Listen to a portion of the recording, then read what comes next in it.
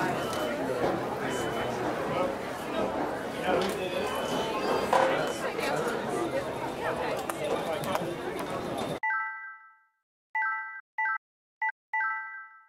you see the lights? Right on the back side of it, there's no lights whatsoever. Really tall blonde.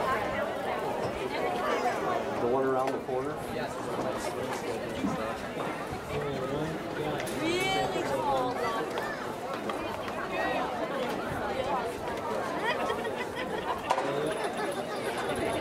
Trying to make her funny. I thought it was.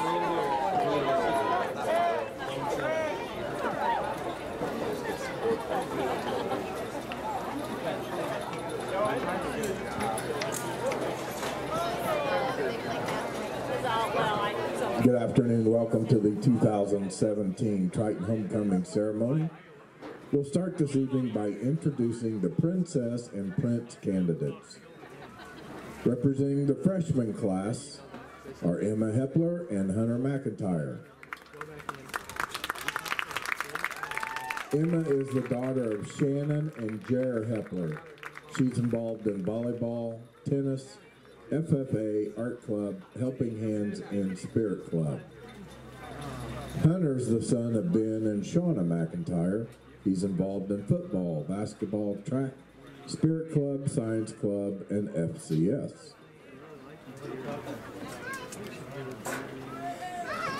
Representing the sophomore class are Melissa Mullet and Triton. This is the daughter of Matthew and Martha Mullet. She's involved in volleyball, Science Club, and Student Council. Trenton's the son of Larry and Ruth Krept. He's involved in football, basketball, and youth group. Representing the junior class are Delaney Groves and Billy Smith. Delaney's the daughter of Jason and Carrie Groves. She's involved in golf, basketball, National Honor Society, Spirit Club, and Student Council, Helping Hands, and the Art Club. Billy's the son of Wes and Susie Smith. He's involved in football, wrestling, and Spirit Club. Now we'll introduce the 2017 Homecoming Queen and King candidates for the senior class. First are Emily Chickering and Riley Chickering.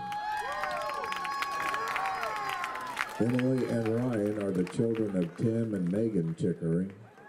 Emily's involved in FCS, Senior Leader, and National Honor Society. Emily's future plans are to attend college. Riley's involved in wrestling, Science Club, FCS, Spanish Club, Art Club, and as a Senior Leader. His future plans are to attend college and pursue a career in criminology. Next, Tatum Hargrave and Vincent Helton. Tatum is the daughter of Brad and Corey Hargrave. She's involved in volleyball, softball, and art club. Her future plans are to attend Ohio University and play softball. Vincent is the son of Lon Helton and Laramie Smith. Vincent is involved in football and wrestling. His future plans are to attend Vincennes University and study criminal justice. Next, Emma Ross and Lee Mullet.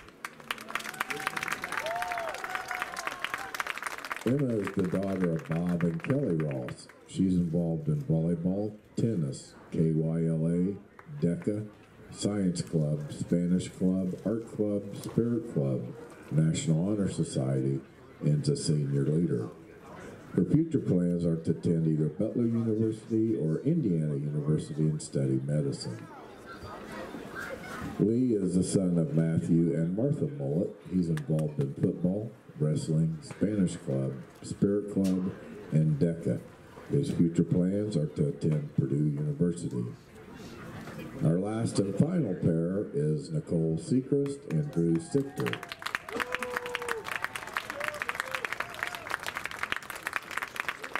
Nicole is the daughter of Eric and April Sechrist. She's involved in volleyball, basketball, softball, Science Club, National Honor Society, Art Club, Spirit Club, and as a Senior Leader. Her future plans are to attend college to pursue a degree in nursing and play volleyball. Drew is the son of Tim and Evelyn Stichter. He's involved in football, basketball, National Honor Society, and youth group. His future plans are to attend college to pursue a degree in mechanical engineering. Let's give all of our candidates a round of applause.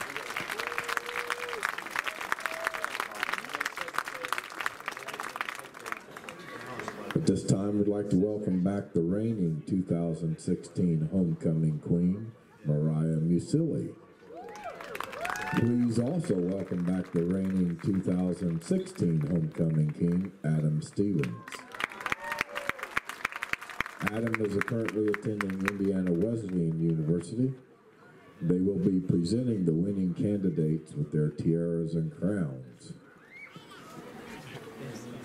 This year's Homecoming Prince, representing the junior class, is Billy Smith.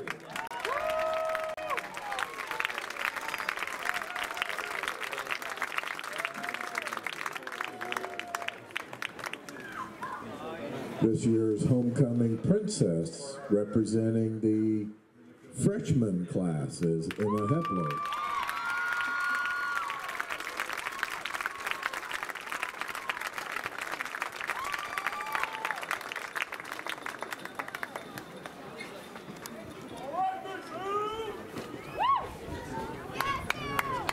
And now for the 2017 Triton Homecoming King and Queen.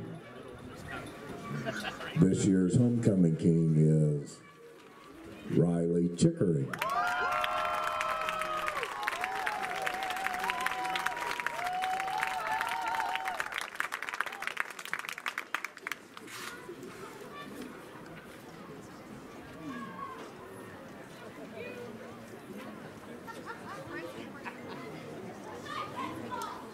And the 2017 Triton Homecoming Queen is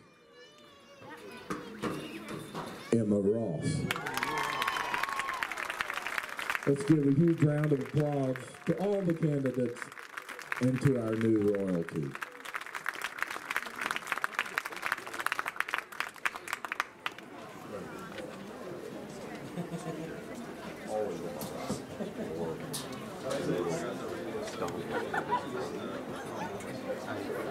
I've used that.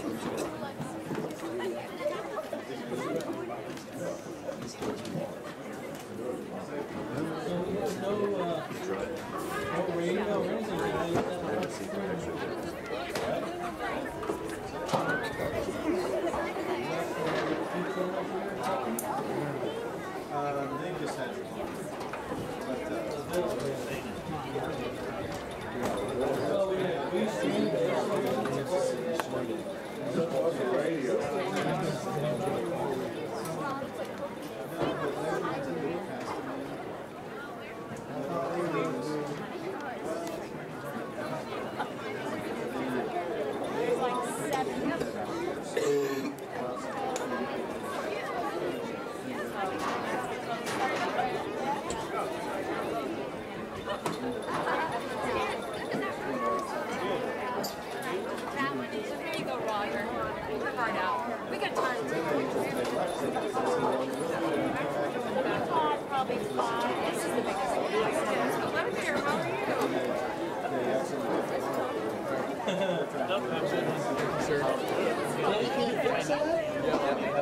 Yeah, try not to.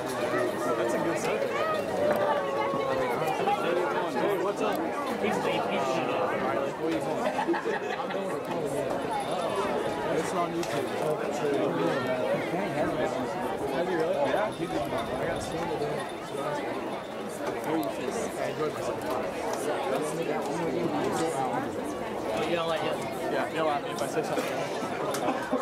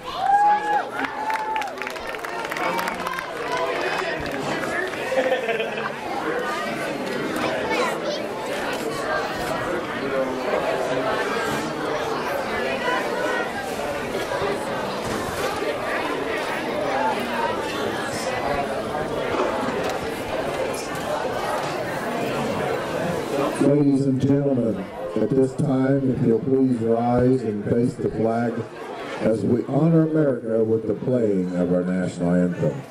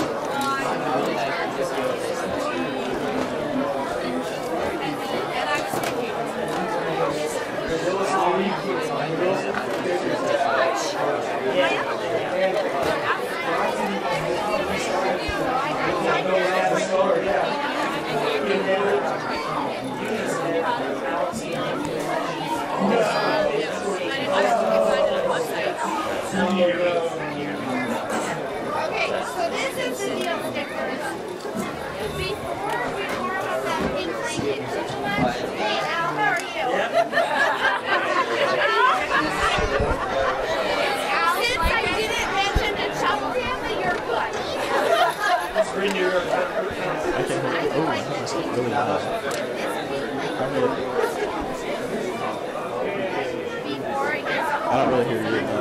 Yes. And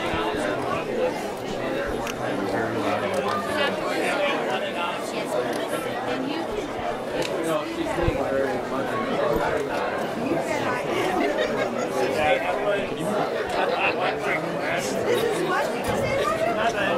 Oh, I do hear you now. You got us back there?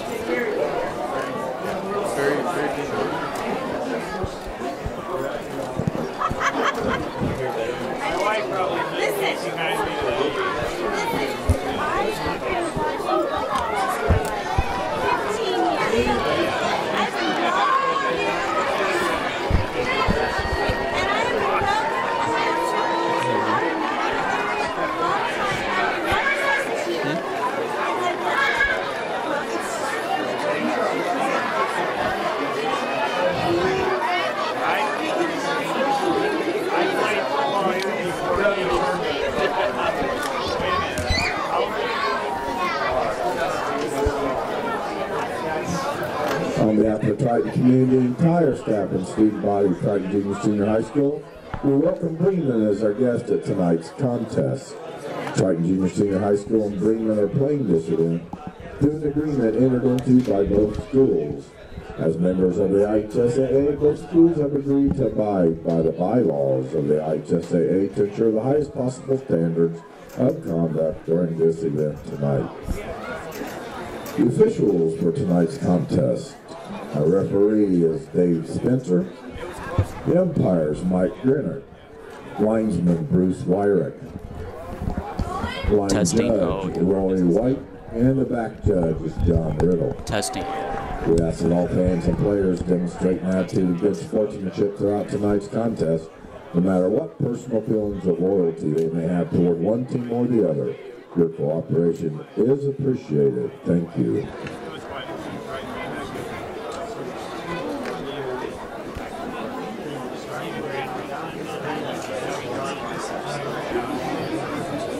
Triton Athletic Department would like to thank Bain Welker Equipment for donating the Cub Cadet to be used to help transport equipment and supplies to and from the fields of play and practice. Thanks again, Bain Welker Equipment, for supporting Triton Athletics. Triton Athletic Department would also like to thank Kosciuszko Community Hospital for providing athletic training services. Thanks again, KCH, for supporting Triton Athletics.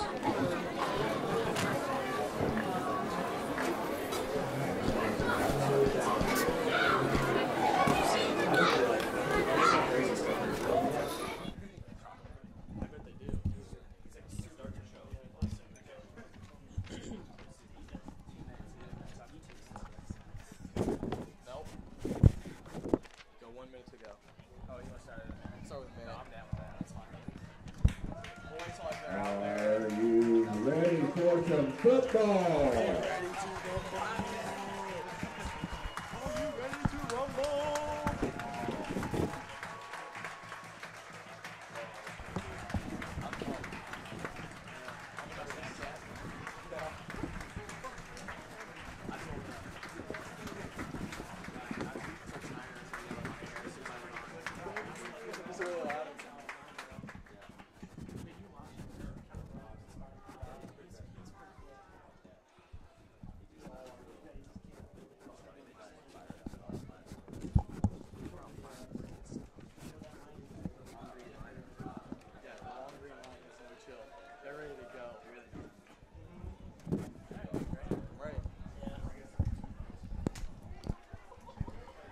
Hello.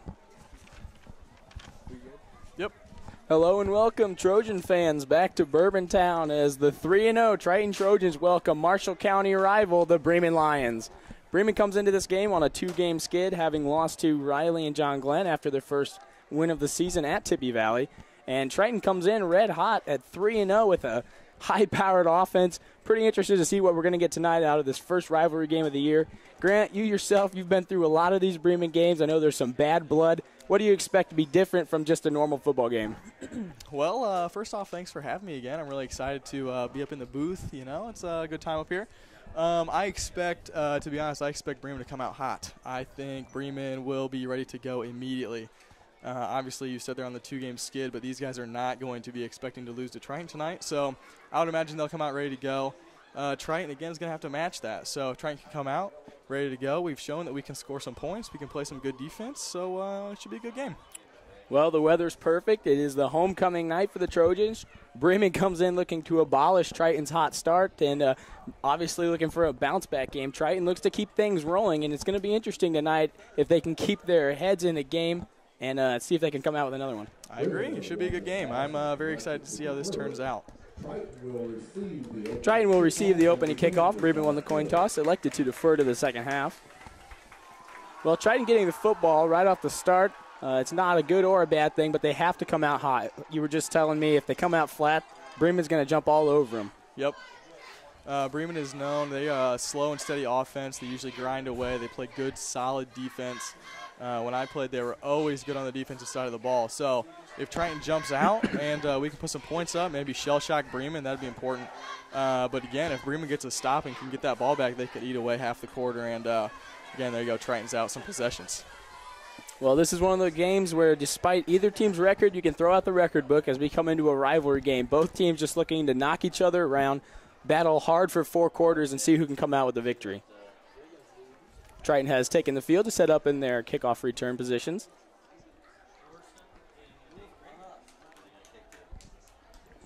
Winning safety deep for Triton. Number 9, Ty Orson. Number 10, Nathan Riggins. Deep to return for the Trojans is Ty Orson and Nathan Riggins. Nathan Riggins is back for his first game of the season, I believe, correct? Yes, he was out with, I believe, an injury or possibly an ineligibility. I'm not sure. It may have been ineligibility if I remember correctly. Getting a nod from somebody in the booth, so that's what it was. But glad to see him back. You know, grades is an important part of this game, so can't be on the field if you can't do it in the classroom. Kicker for Bremen, junior Justin Zumbrin, ready to get this game started. Here's the trot. Sticks his right foot into this one as it bounces about at the 30-yard line. Fielded by Riggins as he lost it, picks it up, and he's dropped, or he stays on his feet for another couple of yards, but finally taken down about the 26-yard line where Triton will set up shop for the first series of this rivalry game. Lucky to hold on to that ball there. I saw him pick it up off the turf and then holding it out there one-handed. Yeah, you almost just want to fall on it, make sure nothing bad happens, but he had a little bit of time before they got there and got forward for a few. Yeah, he's going to have to tuck that ball away if he wants to continue to be effective tonight. Could be those nerves coming back for his first start of the season. Triton takes the field. James Snyder, the quarterback. Snyder from the shotgun, as has become Triton's usual for the past 2 years. Trip spread out to the right. Here's the snap. Looks to his left. Swings it outside. Got room to run. This is Slusher up the left side, and he gets to about the 40-yard line on the first play of the game. Exactly what Triton needed out the gate. That was big for Triton right off the bat there. Kind of slows down Bo and his nerves there. That was good. Nice, easy pass. Max makes him work. That was good. Good start to the game. They got him to look to that right side with the trips that they set up over there and swung it against it to the uneven side. And Slusher really didn't have anyone there. No, he didn't. The corner vacated with the wide receiver running that in route, so that was a good setup there. Trips again to the right for the Trojans. Snyder from Bremen's going to shade heavy to the left side. Here's the snap.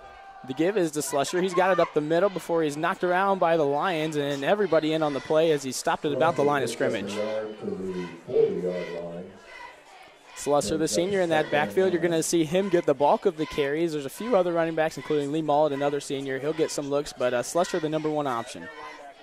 Max has been running really good this year, so I can't imagine that Coach Eunice or Coach Brown would be really excited about going away from him. Yeah, they're definitely happy about his progress, and he has come a long way. He's a tough runner, puts his head down, and he's done a great job so far. He has. Trips to the right again from the shotgun. Takes a snap. The option, swings it over to Slusser, falls forward for about a gain of 3. Slusser on the option.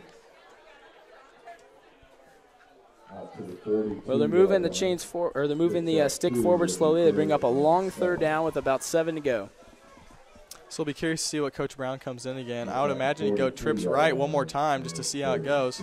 Well, this is clearly something that they've put into the playbook, or not necessarily put into the playbook, but they're emphasizing in this Bremen game, something they've seen in their defense that they want to try to exploit. Yep. Looks like it went back to the 2 receivers to the wide side, tight end receiver to the left. Snyder takes the snap. Dropping back, pressure coming as he scrolls out to his right, throws downfield, and it is overthrown, intended for Ty Orson. Bremen brought the blitz there and had too many for Triton on the left side. That was a well-designed blitz. I think that was a safety. 15, yeah, that was kind of that position. overload blitz, and they were able to penetrate as soon as the ball was snapped, and Snyder got out of the pocket. They had to roll him out. He can do that. He's an athletic quarterback, but no quarterback is going to be as good when they're rolling away. No, definitely not. Had the potential to make a play there to the right side, but couldn't quite get it down in time. Well, here comes the punt unit for the Trojans. Max Slusher back to punt this one away. Bremen will bring the pressure again. Here's the snap at his head, but he fields it. Here's the kick by Slusher, a good one, end over end, and it is going to be let go by the Lions. Trickling down to about the 18-yard line. A very good punt by Slusher, and he'll pin them in inside their own 20. That was good for Triton to be able to flip the field, get their nerves out a little bit. I would imagine that they're probably ready to play, a little bit on edge. So hopefully our defense can buckle down and get another stop. Yeah, the defense has got to come out hot here. The offense came out a little bit flat. They moved the ball slowly, but nothing doing. So the defense cannot let Bremen get momentum out the gate. Yeah, Coach Brown's biggest fear as a coach is that your homecoming festivities and your excitement about that fizzles off too early, and then you come out flat in the actual game. So it'll be important for Triton's defense to play well this first series.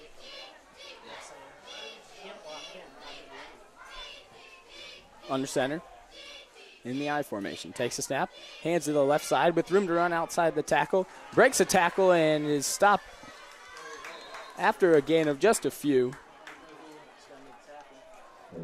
Looks like we missed a tackle on the left-hand side there. Mullins kind of just sidestepped him and took another 3 or 4. We got to make sure that we are wrapping up and being fundamentally sound at the start of this game. Yeah, and he's going to be their go-to guy, kind of like our Max Slusher. He's a tough runner, and he takes a lot to bring him down. He does not give up.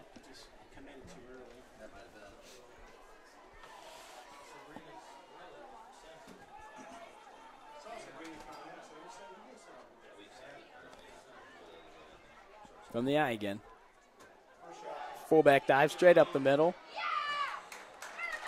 Bottled up and brought down after a little bit of room to run, but he didn't get much. Out to the 29-yard line. Getting those 6 and a first down for Bremen. Well, he will move the chains. I could not tell from my point of view, so I apologize for that.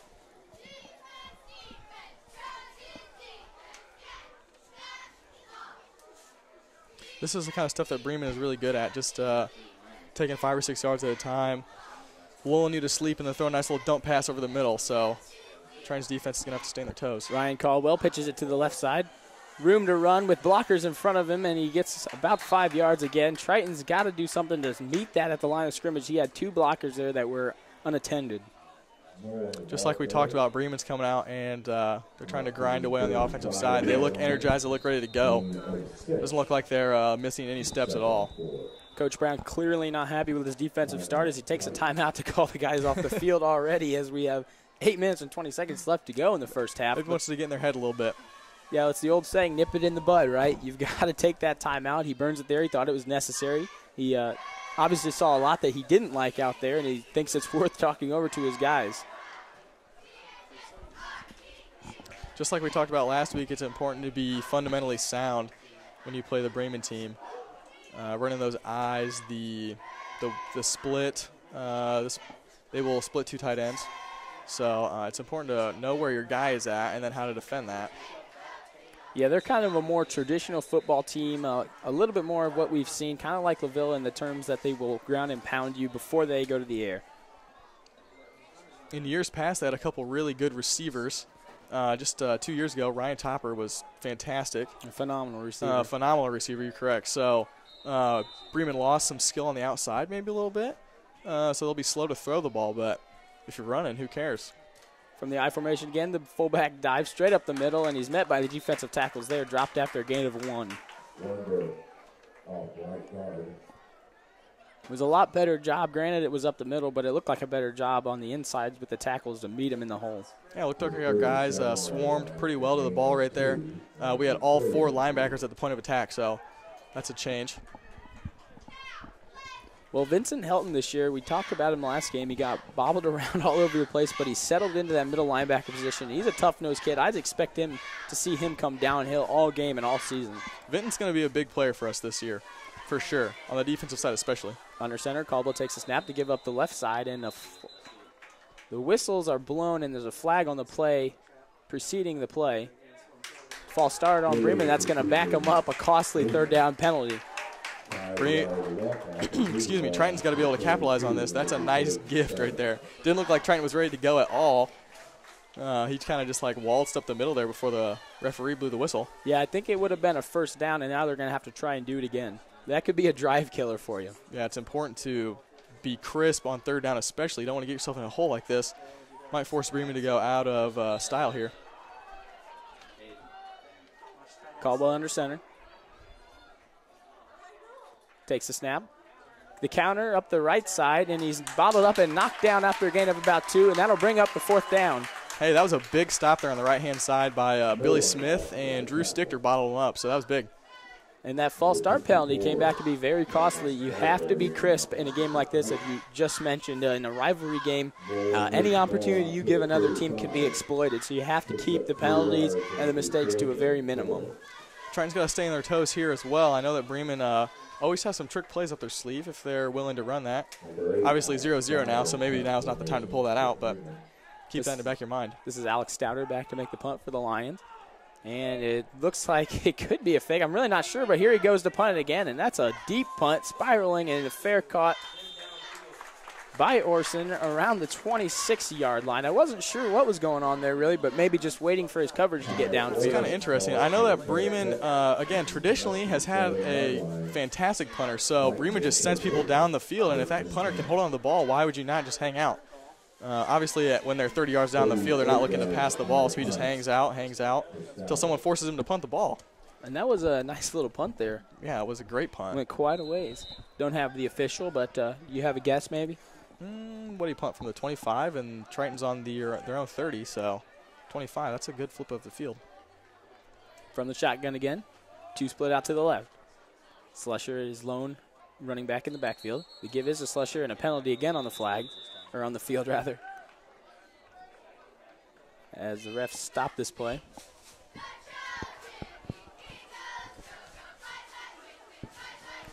And that's a false start on the Trojans, so they give one right back to Bremen after the turnover on downs. Or the punt away, rather. Again, Triton still looks a little bit on edge. Doesn't look like they've really settled into this game yet. Yeah, they don't look like they're coming out with that fire that we saw them come out in the South Newton game, the LaVille game, and the Caston game, but maybe they'll pick it up here.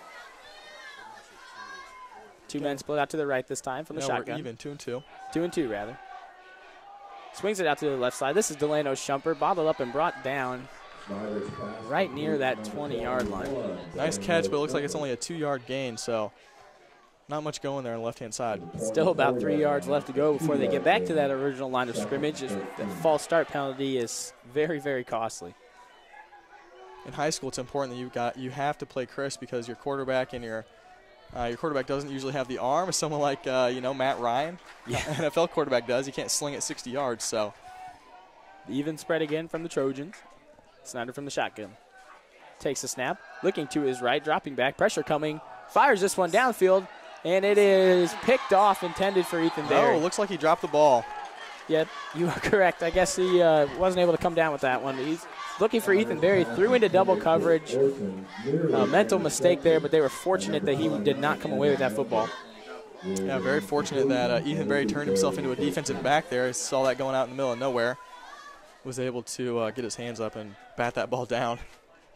But again, he had pressure in his face when he dropped back to pass. That's obviously, I'm guessing, a point of reference for the Bremen Lions, as they know Triton likes to throw the football. They like to go vertical with it a lot. So they're going to bring a lot of pressure and try and test the junior and Snyder. Yeah, it looked like number 75, Robert Mudica, broke through again for the second or third time tonight. Swing pass out to the right, intended for Orson. Dropped in the backfield, and the refs are going to blow it dead. It's a forward pass, so we got lucky there. Yeah, that could have been easily ruled a fumble, but the referees were gracious to us, and it'll be a 4th down with about 14 to go, and surely we'll see the punt team. Not a very good-looking drive there by Triton. Bremen's defensive line is dominating our guys up front. Bo has had no time to throw the ball, unlike last week. He had all sorts of time, so that'll be a point of emphasis as the offensive line gets over the sideline. Talk to Coach Brown. Pump formation comes out for the Trojans. Slusher back to kick it. Puts his right foot into this one. Goes high, not very far. Fielded around the 50-yard line. And starts his return up the left side before being dropped by Orson near the 40-yard line. Bremen brought the house there, it appeared.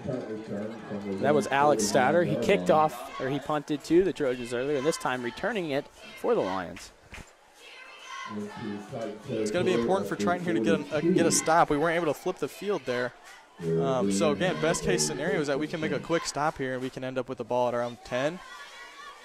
Well, worst case scenario, obviously, give up a score. But it's obviously very early into the game, but I would be interested to see how Triton would fare in a defensive battle. We haven't seen a lot of that, as even in the Ville game, the second half kind of morphed into that, but they were still able to score in the 20s of points. So that'd be interesting to see how the Trojans fare in a game like that. Yeah, I would like to see that as well. Caldwell under center. The give to the left, up the middle, running hard. And this is Mullen popping through for about 9 yards and could be near that first down. I think he's be spotted a little short, but he squeaked through there like there was a hole, and I did not see one. Bremen appears to be dominating the line of scrimmage again. To the 33-yard line. Triton's line hasn't really seen this quality of player up front, I don't believe, so a little shell-shocked there. Yeah, I think I agree with you there. He might be the best back that they've faced so far this year. And we're still running the, looks like a 3-5. So we don't have the same firepower up front that Bremen does. Interesting. Under center in the I formation. Takes a snap, drops back. Pass. Throws it to the right side, and it is caught, and he waltzes into the end zone for a touchdown. Yep, there you go. That's exactly what I expected there from the front. So, well, that's the 5'8" senior, Zach Borkholder, and he was able to streak away from defensive backs over there. Our first look at Caldwell's arm, and he put it on the money and was able to get in for a score. That was a beautiful pass, honestly. Our guy was nowhere close. He got lulled to sleep there by the 5 or 6 runs that Bremen had right in a row and wasn't even looking at the receiver. Blew past him for 50 yards touchdown right there. Well, if that's there for Bremen all night and they're able to become a two-dimensional football team, it's going to be a lot harder to stop, as they've had early success with the run as well. Yeah, they have. So it'll be important for Triton again to play their keys just like always. Justin Zumbrun on for the PAT. Snap is good. The hold is down. Kick is on its way. It looks good. And the ref signals that it is. So Bremen takes an early 7-0 advantage with 5 minutes left in the first quarter. Triton's going to have to come out and play a good offensive series. Coach Brown obviously frustrated there on the sideline. Yeah, there's a couple boys down there on that sideline that have quite the temper, Coach Brown being one, Eunice notably as well. There's some docile guys, but I'm sure those guys are getting on him right now. I would imagine Coach Brown's in their ear. I've heard that whole spiel before. So, again, I would imagine trying to come out, have to play a solid drive. You don't want to bend over. Again, like, what are you going to do with that when adversity comes your way? So hopefully Triton comes out ready to go. Preach it. I guarantee that's what Coach Brown is throwing out down there. Yeah, it's definitely going to have to be something a little more quality than what we've seen out of the offense so far, something reaching back into the last 3 games we've played. So it's there. We just have to find it again. We have the potential to score lots of points. But, again, now that Bremen's rolling, it's going to be a dangerous game if we get ourselves into another 3 and out. Well, those could have been the early jitters on the rivalry, first rivalry game of the year. Yeah, I agree. But we'll see what the offense can do here. But first, the kickoff. Justin Zumbrun again on. And I like pronouncing that name, but I would not like to pronounce it a lot tonight. Puts his right foot into this one as it sails to popped around, not again falling onto the ground. He's going to have to fall on this football. They popped him hard, and the ball came loose. There's a scrum for it. The referee have signaled a flag on the play. Not sure what all is happening here. That's going to be a targeting foul on Bremen. Defenseless player for Triton. Obviously, as he's down, he has both knees down. He had possession of the ball. Yeah, Bremen came in head down. He might get himself tossed out of the game if he's not careful. He came down looking for that. Well, I don't know, looking for that helmet intentionally, but he came down with that helmet and went helmet to helmet. A nasty hit. And it is a targeting call. Yeah, so we'll see. I don't know the rules in the high school game, so I don't know if he is going to be allowed to play or not. 15 yards to 31 yard line, and Triton will have a first and 10. I don't know if that was targeting. I don't know if that's targeting or not. I appear that it is. Well, I'm not sure about the exact call. We think it was a targeting call, but I guess we're not sure of the procedure after that. A lot of guys think he should be tossed up here in the booth, and I guess I just don't know for sure. I know that in college and the NFL, if you get a targeting penalty, you're ejected. So maybe that was not. Maybe it's not the case in high school. Balance spread here for the Trojans. The QB draw up the middle. This is James Snyder, popped in the hole for a gain of about 1. Looks like we might have a and holding a flag penalty has on been Triton. thrown. A lot of early flags in this game, more so than we've seen in the past 3 games that the Trojans have played. I'm told that they might, on that targeting call, there might be a warning. Coach Iverson said they get a warning first, and then it's the real deal after that, I suppose. But aside from that call on the kickoff, that's 2 that Triton has muffed, and they've got to get their hands on that football. It didn't end up being anything as far as turnovers are concerned, but loss of yards. Yards could have been gained there that weren't, and definitely just a scary position to put yourself in. Yeah, that was Nate Riggins back there on the return again. So he's first game, still's got the jitters going. 2 split to the right. Here's the option. The give is to Slusher. He's met in the hole and dropped it about the line of scrimmage. Nothing going for Triton tonight on the offensive side of the ball. I think he might have actually lost 1.5 yards.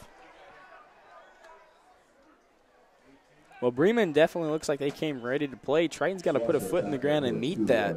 Yeah, they definitely do. Triton's going to have to match this intensity really quickly, or this could get out of hand. Again, Bremen can kind of sense it in the water, I feel like. Their sideline appears to be energized, and their players are playing with an intensity that our guys don't have. From the balance spread, 2 split on each side. Snyder from the shotgun takes a snap. The option, give it to Slusher running on that left side. Tackle at the legs. Right Number there 59. as he got to the tackles. That was Brendan Martin, the 5'9" senior, came off that his right side, the offensive left side, and got right at the ankles of Max Slusher. And if he wouldn't have made that play, 2 other guys were there. So Triton's blocking has to improve. Yeah, Bremen's defense looks sharp. They've certainly watched film. They seem prepared for everything that Triton's thrown at them yet. But Coach Eunice has a big playbook, and we'll see where he goes with that. I think at this point it's just going to be important that we execute. We haven't been able to get on our blocks. Not that our play calling is bad. We just haven't been as crisp as usual.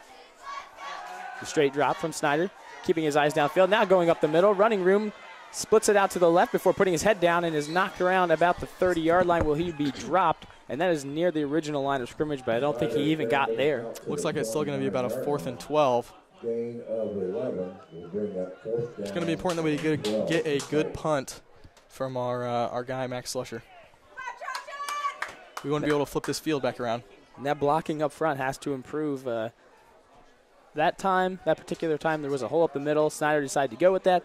But before that, on those 3 previous runs, there was absolutely no room for Slusher to go anywhere. Looks like Bremen's going to bring the house again. Here's Slusher's kick straight up in the air. Bounces at about the 50-yard line, and he's dropped immediately by Vincent Helton. You can kind of tell by the trajectory of Max's last 2 kicks that he's nervous about getting it blocked. Yeah, he's kicked both of them pretty much straight up in the air. They've been pretty much straight up and down, so obviously Bremen got him jittered there. That second punt, and they brought pretty much everybody. You know, it could be worse. Did you see the college punter the other day who whiffed? Yeah, yes I did. So not great, but it could be worse. We'll keep it in perspective. I was on a team one year that kicked a punt for a negative 2 yards. So anything that goes forward, I guess, is a blessing. I won't name names, of course. No, absolutely not. Keep that on the DL. Under center again is Caldwell. Sends a man in motion. Oh, that should be pitch out to the left side, and I think we're going to get an illegal man in motion call as we had 2 men in motion. Bremen had that jet motion going across the to the left side, and then their receiver backed off the line of scrimmage, expecting him to stop and kind of stay put. He sent the junior Evan Mangus across, like you mentioned, on that jet motion, trying to get another blocker on the left side for that pitch, and then their wideout started moving while he was yet in motion. So that was kind of the break that Triton was looking for. If we can capitalize on this 1st and 15, that's going to be big. Yeah, Bremen backs himself up 5 yards immediately, but still first down. They've got a lot of room to, they've got a lot of way to go, but they can open up the playbook completely here as it is just first down. Looks like Triton is still around the 3-4, 2 high safeties. Bremen coming out with something new. 2 split to the left out of the I formation. Caldwell under center. Takes the snap.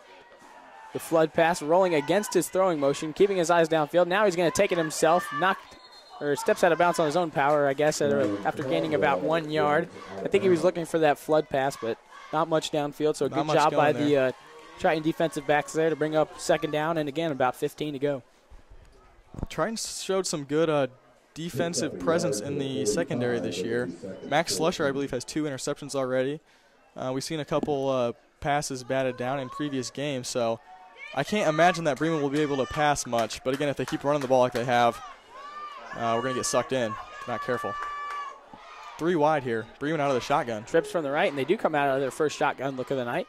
Caldwell takes snap and a penalty flag on the play. We've had a lot of those yellows thrown early on in this game, and it really slows down the game. It's hard to get into a flow when the penalties keep making it such choppy possessions.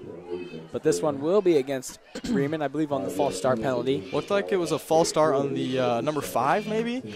Bremen's receivers kind of roll in on that snap. I know that Triton's receivers do that as well, which is, I believe, how they got their last false start. So this ref is obviously a stickler. You got to make sure you're set.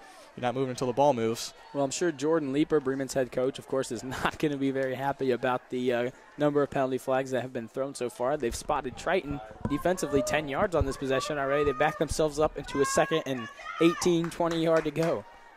This is not Bremen's typical safe zone. I formation, dropping back, looking for the throw. Now he gives it up the middle. This is Nathan Mullen. Mullen dropped at about the line of scrimmage.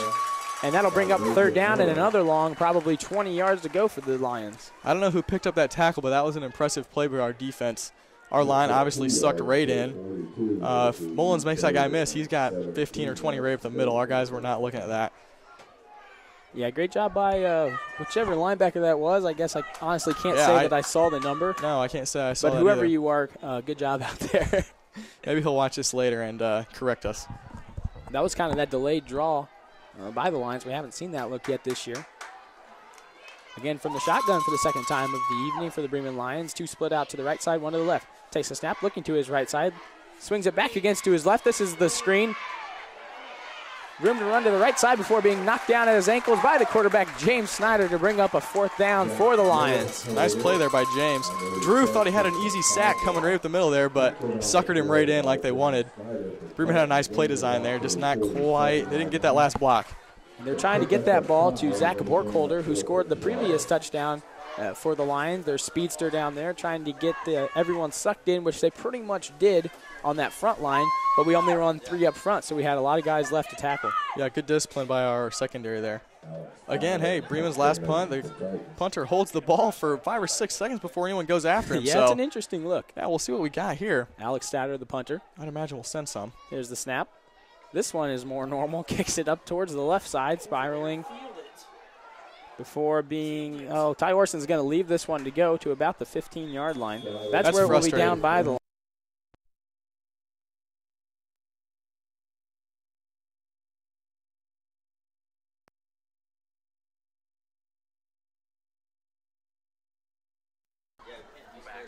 Hello?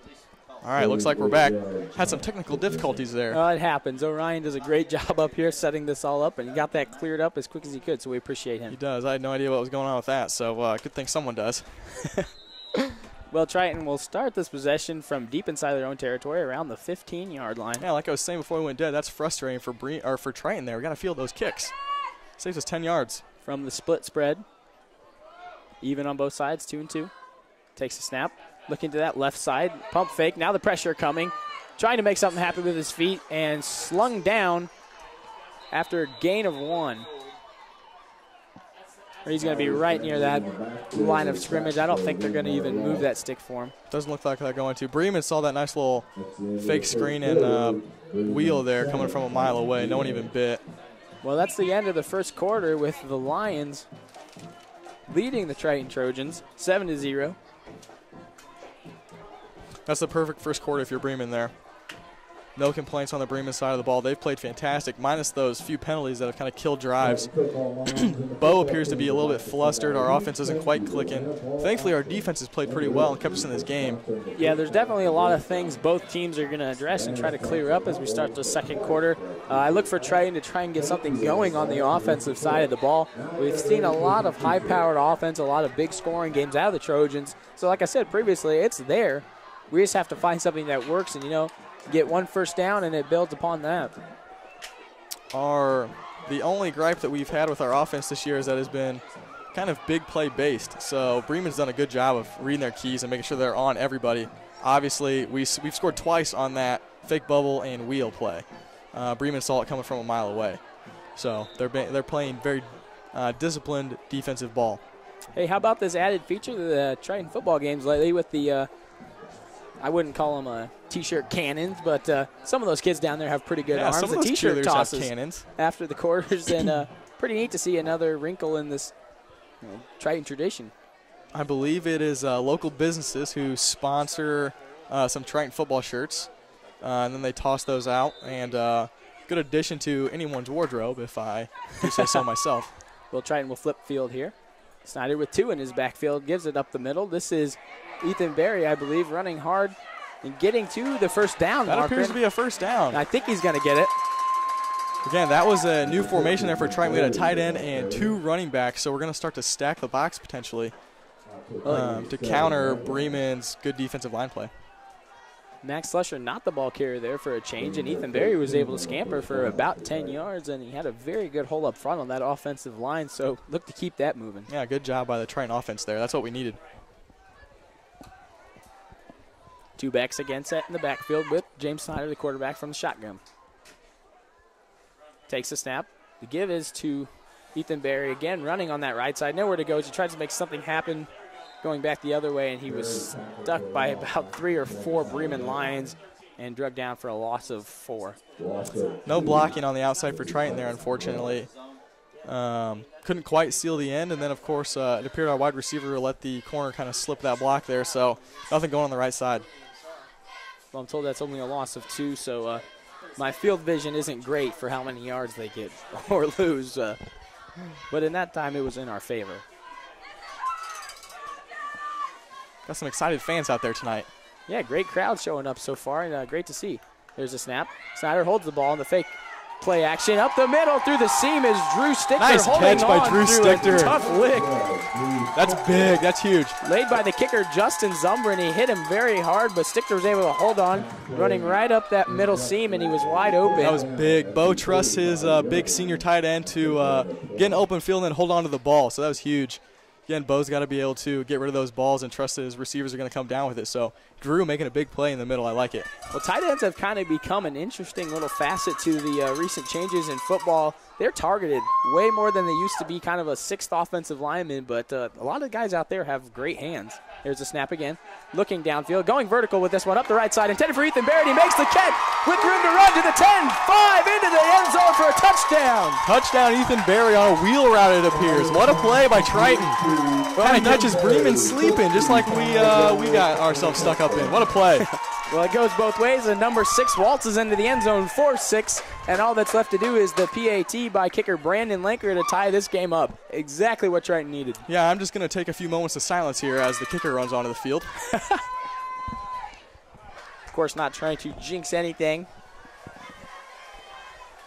Triton with the swinging gate. Bremen obviously comes out ready for that. Seen that before. And they will shift them over. Lanker set to kick this one through the uprights. Snap is good. The hold is down. The kick is on its way. And it is good. So a tie ball game here in Bourbontown as the Triton fans rise to their feet in this rivalry Bremen game.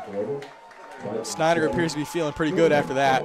Got a little swagger coming back to the sidelines. No hiding that. Threw the touchdown and then the great hold on the PAT. You can't beat that. Yep, no, you cannot beat that. Quarterback's got hands as well, it appears. Well, Ethan Berry, kind of the workhorse on that possession. We haven't seen a lot of him in tonight's ball game until the – well, I guess we're not very deep into tonight's ball game. But no, not through exactly. that first quarter, we didn't see a lot of Ethan Berry, but they kind of gave him the ball there on the ground a few times. And then, like you mentioned, on that wheel route, opened downfield and was able to break away from one tackler and outrun the other. So in the weeks previous, Ethan Berry's been kind of loose with that ball. He's coughed up a couple fumbles. So it was good to see him come out, run hard, and obviously make that big play down the sidelines. That's exactly what Triton needed to get themselves kind of back in this game and ready to go. Well, the Trojans just towards the Bremen Lions sidelines that they cannot hear them, sporting all the blue and gold for the homecoming. A great crowd of students over there. They've been fired up all year. And last week was able to win the 16 Spirit Award. Yeah, I saw that Angelo yesterday. DiCarlo in the house in the Trojan Trench to present that. Awesome spirit presented so far by those students.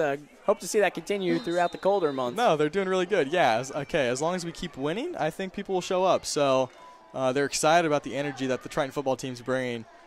Traditionally, we haven't played this well early in the season, so they're excited. Here's Lanker's kickoff. Puts his big right foot into this one, sailing end over end.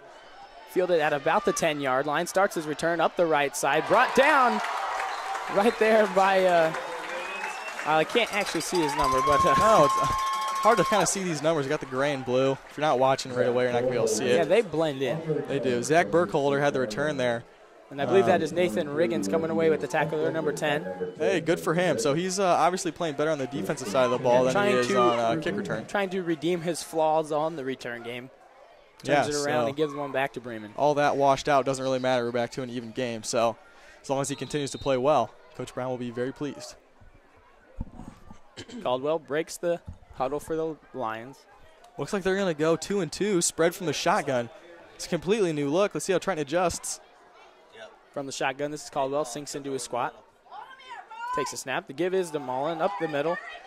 Breaks a tackle, keeps his feet churning, falls forward for 6. Mullen's just a powerhouse. Runs over Cameron Scarberry with no regard for his feelings, it appears, and he's going to come out of the game. Coach Brown not pleased about that. Well, that's a teaching moment. Brown will take him aside here and give him a little what for. Now, the dummies before the game don't usually hit back, so. Hey, how about those things? Yeah, those nice little rolling dummies. Those are cool. Those are pretty neat. I don't think it would have helped my tackling much. I still would have been atrocious. Me as well. From the shotgun, takes a snap. The fake this time. The quarterback keeps it up the right side. This is Caldwell. Swung around, stays on his feet, gets farther to the right side before being swung out of bounds. Triton's got to make some tackles. I don't know who that was on the left-hand side there. Maybe Lee Mullet coming through, swinging him around like that. But if you're an athlete, that's not going to bring you down. Caldwell's going to lose about 5 yards there, so that's a big defensive play for the Trojans. Yeah, it was big. We met him in the backfield. Turned out to be a good play, but we got to be crisp on our tackles. Well, they're obviously going to key on Mullen as he's their big runner, but they were able to come through that fake there as the quarterback kept it, and they keyed right back on Caldwell and spun him out for a loss of 5. That's nice. I'd expect maybe a screen play, maybe some counters or draw plays here. Something across the middle. From the shotgun, this is Caldwell. Takes a snap, looking to his right side, now back to his left, keeping his eyes downfield. No pressure at all. Slings it down the middle of the field where it's caught by Zumbrun. Zumbrun breaks a tackle, spins around and falls to about the 48-yard line. Yeah, so quarterback had all sorts of time there. So just like on that punt, he just stood back and waited for somebody to get open. Well, that was kind of the hot zone for the Trojans on that last pass as Zumbrun streaked down that seam right up the middle, a la Drew Stichter. And he was able to come away with a big play for the Lions. So as we take a break here, it appears we have some more alumni listening in. See Reed Mawson listening on his drive, so really excited about that. Hey, appreciate the positive feedback. I hope it was positive anyway. Definitely positive feedback. And Reed Mawson at Hanover again this year. This will be his junior year. He's on the Hanover football team coaching staff, and he's done a great job over there. Hanover has turned their team around, I might say. Really? Yeah, so when I played my one and only year on the Anderson football team, you did very well at that. Yeah, thank you. I rode the bench well. I was real good at that. Hanover came out and actually surprised lots of teams that year. They should be favored in most of their games they play this year, I would imagine. Well, kudos to him and other Triton alumni. doing well in college. Making a name for himself out there. That's right. Patrolling the sidelines. Yeah, who knows where some of these Triton alumni end up at. Caldwell from the shotgun. Bremen's kind of came back into the shotgun. Keeps it himself, looking to get to the left side. Met by Ty Orson. Avoids him and gets to the sideline. Loses about a yard on the play. That was bottled up well by the Trojans. Drew Stichter coming hot off that outside edge kind of forces him to do some fancy maneuvering just to get back to the line of scrimmage. Got to give it to Triton defense there. We pursued really well. Yeah, Caldwell hasn't run the ball with very much success. He's done decent through the air, and Mullen's been their big running guy. So look for them probably to go back to Mullen for the remainder of the game. I would imagine so. We kind of spread, Bremen started to spread us out just to kind of show that they could do that as well after that first passing touchdown. So yeah, they've sunk back into that shotgun look a lot more on their last two series here, as they were a straight I formation in the previous first quarter, but they've switched up a lot of their looks. They return to the under center look here for the single looks back. like they're going to go the ace formation, 2 tight ends and 1 running back. Caldwell under center.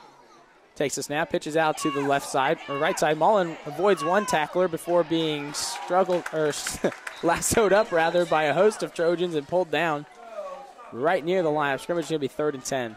The Bremen offensive line there, anchored by Zach Gilly, appeared to push him forward for a couple extra yards there. That was a good play by Bremen, obviously. He gets bottled up early, and the Bremen line, showing that they're really pretty dominant, continues to push him forward. Well, they were able to knock him forward for another yard, so about a 3rd and 9 here coming up. Probably look for something either through the air or outside the tackles, but I don't know. There's all sorts of plays you could run from Yeah, this. Mullen's a tough runner, and he could take any hole for a lot of yards. I'd look for maybe a tight end slip right in the middle again. Will Caldwell from the shotgun. Mullen is his lone back here. Dropping back. This is a pass play. Looking to his left. Swings out to Zumbrun. Makes the catch with room to run. Gets to the left side. Stiff arms a defender to the ground. All the way to the sidelines of the 5-10 touchdown. Good play by the Bremen offense. Well, that's for sure.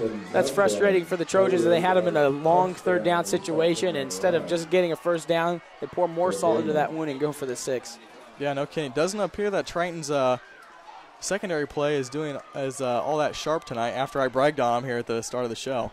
Well, rightly so through the first 3 games, as they were very impressive, but they've kind of been given a tall task tonight, and see how they match up with that the rest of the game. But I don't think Coach Brown's very impressed with their performance so far. No, I can't admit. And I don't think Triton has very many other options for secondary play. They typically go man on the outside, so it's really up to your corners to stay with those receivers. Hasn't happened so far tonight. Here's Zumbrun for the PAT. Snap is good. The hold is down. Kick is on its way.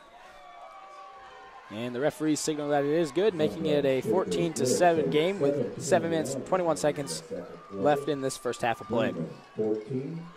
So this next drive is going to be big for Triton.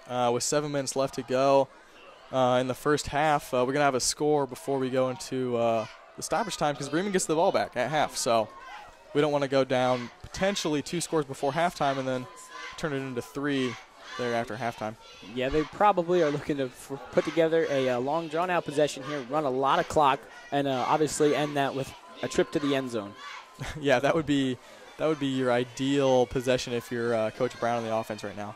But again, even a long, drawn-out possession, we can flip the field, force Bremen to go down, drive 60 or 70 yards. Hasn't really been their forte, so that could work out well for us too. Well, Bremen has the stud running back in the backfield, Nathan Mullen, but their 2 touchdowns have come through the air via Justin Zumbrun and not Alex Stouter, my apologies, Zach Borkholder. And Caldwell's arm has looked very solid right now. So, like I mentioned, they become a 2-dimensional team that can be very difficult to stop. So Triton's got to shut down one of their dimensions so they can limit them. Well, this kick not very good at all to the left side. Bounced off the ground into the awaiting arms of Lee Mullen. He was able to trap it on the ground there. I don't know if that was intentionally done. Or yeah, I don't know. It appeared, again, the Bremen kicker has a pretty good leg, so I would imagine that was maybe something to kind of put us off of our comfort zone there. Yeah, that's something that you do in a rivalry game, open up the playbook, even on the special teams. Look to get the ball back anywhere you can, and I think they were trying to do that there. Yeah, look, if I'm Bremen right now, I'm kicking it as hard as I potentially can at any kid. Triton hasn't fielded a clean kickoff this entire game, so just put it out there and hope that someone messes it up, yeah, which is what we've been doing. From the shotgun, 2 backs to his right and left. The option to Ethan Berry. Berry takes it on the left side. Knocked around near the line of scrimmage, and I think he just got back to it. They're going to spot him for a gain of 1. Picks up a couple yards to 39-yard line. It'll be 2nd and 8. 2nd and 8 from the 39-yard line. Triton doesn't appear to have that like pep in their step that they've had before. We're really in a dogfight here against rival Bremen, and Bremen is coming out with the energy and the motivation to continue to play hard. Triton's going to have to step this up. Triton from that split back formation from the shotgun. Snyder takes the snap, looks to his right side, airs it out with a lot of air under it, and he's going to overthrow everybody, including the Bremen defenders who are streaking ahead of Delano Schumpert. So not much doing over there on the right side. Probably not the best place to look to throw the football, but at least it was over everyone's head. Yeah, thankfully he overthrows the entire field there. Again, like we've mentioned before, Triton's really looking for the big plays. I think Coach Eunice was frustrated that we missed our guy open across the middle underneath. Yeah, that could have potentially been 7 or 8 for the first down. That play right there is one where you hope your quarterback has the awareness to check it down, because that was double coverage, and I don't think Delano would have been anywhere near that football if it was well thrown. No, anyway. I don't think so. It's a fun play. It's a fun pass to throw, but you got to look for the first down underneath potentially. From the shotgun, Ethan Berry, the lone back, takes a snap, drops back looking to his right, swings it on the quick out to Drew Stichter, who catches it on a knee, and he stopped right there with nice about a yard to Drew go for again. the first down. Yeah, it's a very good catch, able to trap it against his body on a knee.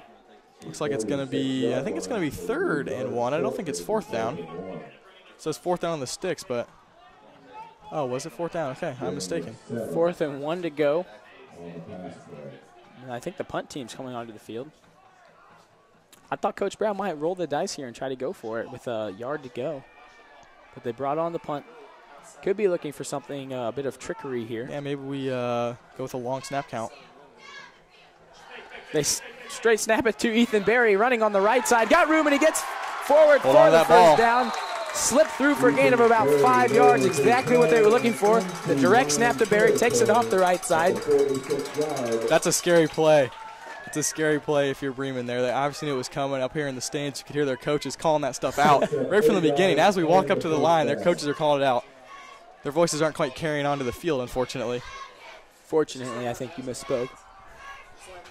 But Coach Brown did roll the dice there, as I slightly anticipated. He is I'll give it to you. You called that one out he from likes a to mile take away. chances. Coach Brown doing what he does best. Snyder takes a snap. Give his to Berry. Berry looking to get it up the middle. Bremen is all over this one. And Bremen they're going right for that ball. knocking him back. Lost his helmet. And I believe he's going to have to come off the field for a play because of that. Got to get your helmet put on tight there, Mr. Ethan Berry. I think Briley Leeper, the first one there for the Lions, and then joined by about 3 or 4 more of them to bring back Ethan Berry for a loss of a half a yard. So I don't know if this is by design or just the way that Bremen's defenses traditionally play, but they were after that ball for sure, and Ethan Berry hasn't been very efficient with holding on to that thing, so that's kind of scary if you're Triton there. Yeah, definitely trying to ball hawk and get this back, try and get another one in the end zone if they can. Yeah, obviously Bremen wants to go ahead 2 scores Ball here. does the back here. Snyder takes it, looking to get it on him on his own, takes it to about the line of scrimmage where he's met by a host of Lions and knocked down. Yeah, big play there by number 75, Robert Mudica. Again, been calling his name all night. He's dominating Triton's front 5. Yeah, he's having himself a game so far up there on that defensive tackle position. And he's someone we're going to have to try and stop, as well as the rest of their defensive line, I guess I should say. Bremen's defenses look sharp tonight. The clock ticks to 4 minutes, 10 seconds left in the first half of play. Lee Mall at the lone back. 2 guys split into the slot, 2 on the line for the Trojans. Snyder from the shotgun. Takes a snap. Quick drop, pressure coming. Throws it down to the right side, and the catch is made above his head. Huge catch, Drew Stichter. Drew Stichter elevates above his head to make that catch. An excellent reception and streaks forward for another couple of yards. A big play by the Trojans. Put it where only Stichter could get it. He went up and got it for himself and was able to run away from the Lions for about 32 yards. A big play for the Trojans. Drew Stichter coming out strong tonight. What a catch. Looks like they've ran that play a couple times. Last week, Snyder missed him across the middle. I kind of dogged on Drew a little bit, but making the big play tonight. Big game. Drew looks sharp. Yeah, they were able to bring him down at the last second. Otherwise, he would have been in the end zone to tie this one up. Bo just barely having enough time to throw that ball. 2 yellows come out on the play as referees signal a stoppage of time. I believe they're going to get him for a delay of game here, or a false start, rather. Back him up 5 yards regardless. Yeah, it looks like a false start. Triton tried to run out of the huddle pretty quick and get a quick one there on Bremen, but no point in trying to get off quick if you're not going to be set and ready to go.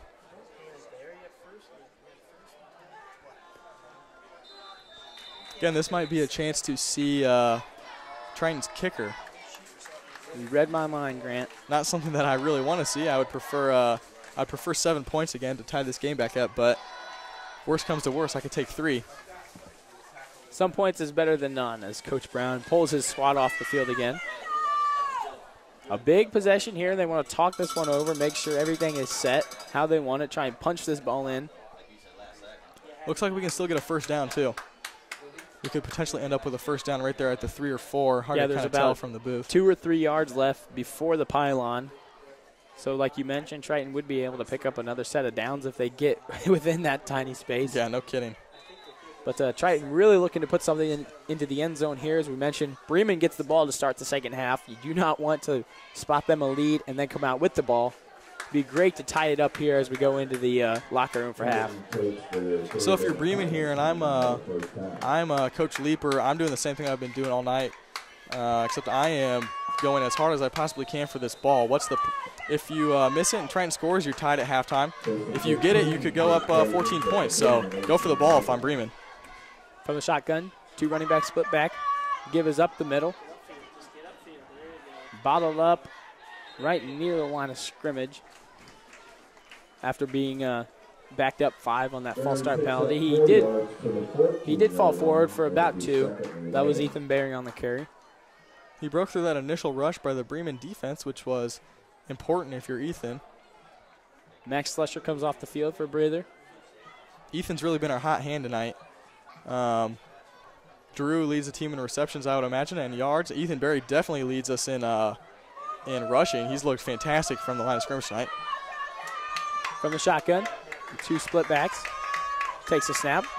The option, gives it up the middle. Again, this is Berry, I believe. Riding Ethan Berry tonight, I really like it. Ethan's stepping up for us, playing fantastic offensive football. Yeah, and a nice hole to run through there as he was able to pick up about 6 yards. 7 officially. Excuse me there. I think Triton's best formation has been that split of the 2 running backs. Yeah, from that shotgun, they've brought back 2 running backs to stand on either side of James Snyder, and they have had some success out of that. And I think that's one of the formations that they roll Ethan Berry out on that wheel route. I believe so. From this spoken formation right now. Takes a snap, pulled it back out, throws it into the end zone, floated it in between everybody, and it fell onto the ground idly. Nothing happening. Looks like Drew's having a conversation with the back judge there. Not excited about what happened. Must have felt a tug on his jersey or something. Must have. I heard some unfavorable. calls from the booth. But as we mentioned, here comes Brandon Lanker to try and put 3 on the board at least for the Trojans.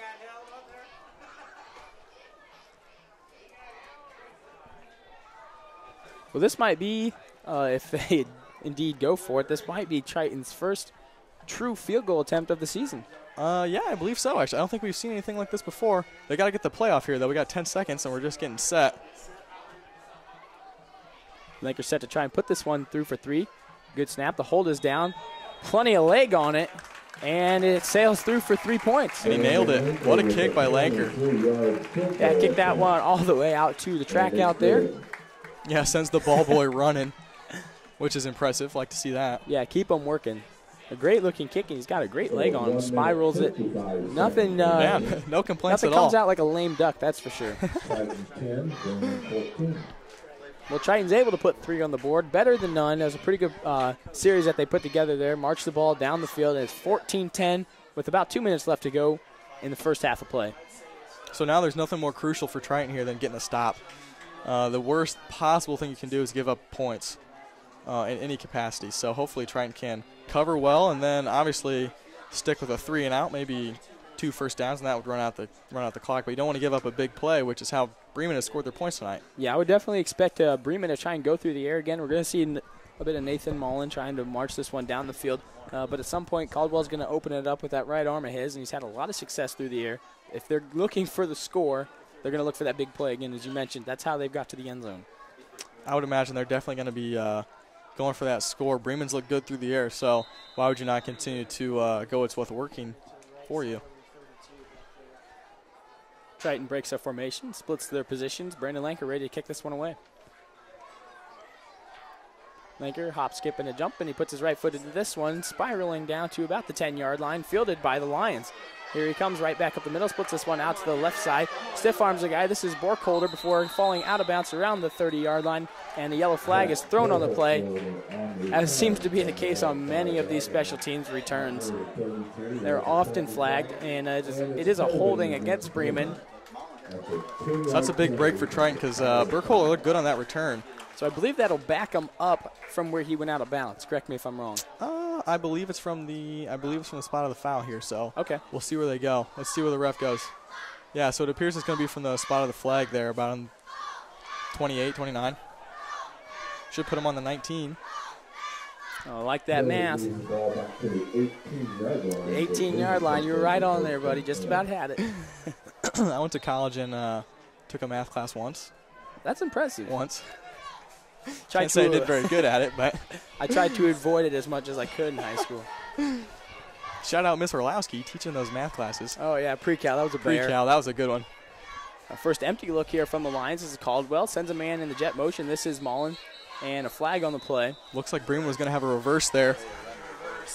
And that is the false start again against the Lions. Leeper cannot be very impressed with his squad so far. They have not been able to hold their water offensively, and I believe that's their third false start call. Yeah, I think it may be.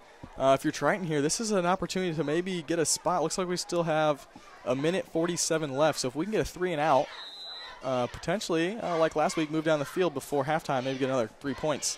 Already 2 penalties called against Bremen since they touched the football on this series. One of them, of course, coming on the kickoff return, and then their first play from scrimmage. Backed them up another 5, so they're deep within Triton territory at the 13-yard line. All it takes is one big play, and it goes back to normal. So looking to his left, swings it to the Borkholder, runs back towards the center of the field. You got room to run and dropped at around the 26-yard line. Triton really has no answer for Bremen's passing game right now. Whatever we're working on the outside is not being very successful so far. From the same look here again, the spread, one back, squats down. This is Caldwell ready to take the snap, takes it, looking to his left again, fires it up for Borkholder, almost picked off by Nathan Riggins. Snuck in there, got his hand on the football, obviously sniffed that one out. That might have been the same looking play there, and they tried to go to the same option. Nearly picked off, probably should have had it. That was just as I was dogging on Triton's secondary, they come up with a big play. I don't know what happens like that. That was like the Madden interception. There's no way your guys should drop it. No, yeah, no kidding. That's a pick 6 if we can hang on to that, but not tonight. Again, so here's our 3rd down. Here's our opportunity to stop Bremen, get the ball back, and potentially move the ball for ourselves. Bremen comes out from this even spread again, tight end on the right side. Running back to the right. Caldwell keeps it, looking for his own on the right side. Swings it out to Mullen before the ball comes loose. It's on the ground. He goes down. It's definitely going to be a 4th Bremen down. Has that ball. Depends who recovered the football. He definitely did not get the first down regardless, but that ball came loose on the pitch. On the option, Caldwell trying to flip it to Mullen there, and I believe Bremen did come back up with it. So this is going to be a 4th down and short situation. Hey, that's really big for Triton to get that stop. Looks like Bremen is going to call timeout and go for this 4th down play here. Well, they're going to definitely take another look at it and talk it over. Probably going to go for it, I'd imagine, if they're taking this timeout. How is that? They really... It appears that the chain gang is showing 1st down. Yeah, I don't know what happened with that. 3 yards deep there. Well, it looks like they gave Bremen the 1st down, possibly. If you're Bremen, that's probably the luckiest break you could have. Yeah. Fumble the ball and get across the 1st down marker. Well, it's certainly a generous spot. I guess I don't know exactly what happened or what went on in the referee's minds down there, but I think it's going to be 1st and 10 for the Lions. So throw out everything I just said. Yeah, forget all of that. Looks like it's going to be 1st down Lions. I would imagine Leaper's feeling fairly fortunate to have this ball back. again, with Triton's high-powered offense that we know is capable of scoring, I would guess he's pretty glad to just have the ball. Well, I guess I'm just kind of confused. They flipped it to a 4th down on the card, and they had not moved the chains, and then in that stoppage of time, they did move the chains up and flipped it to a 1st down. 104 on the clock. Looks like we're going to have 104 on the clock, as you probably heard there.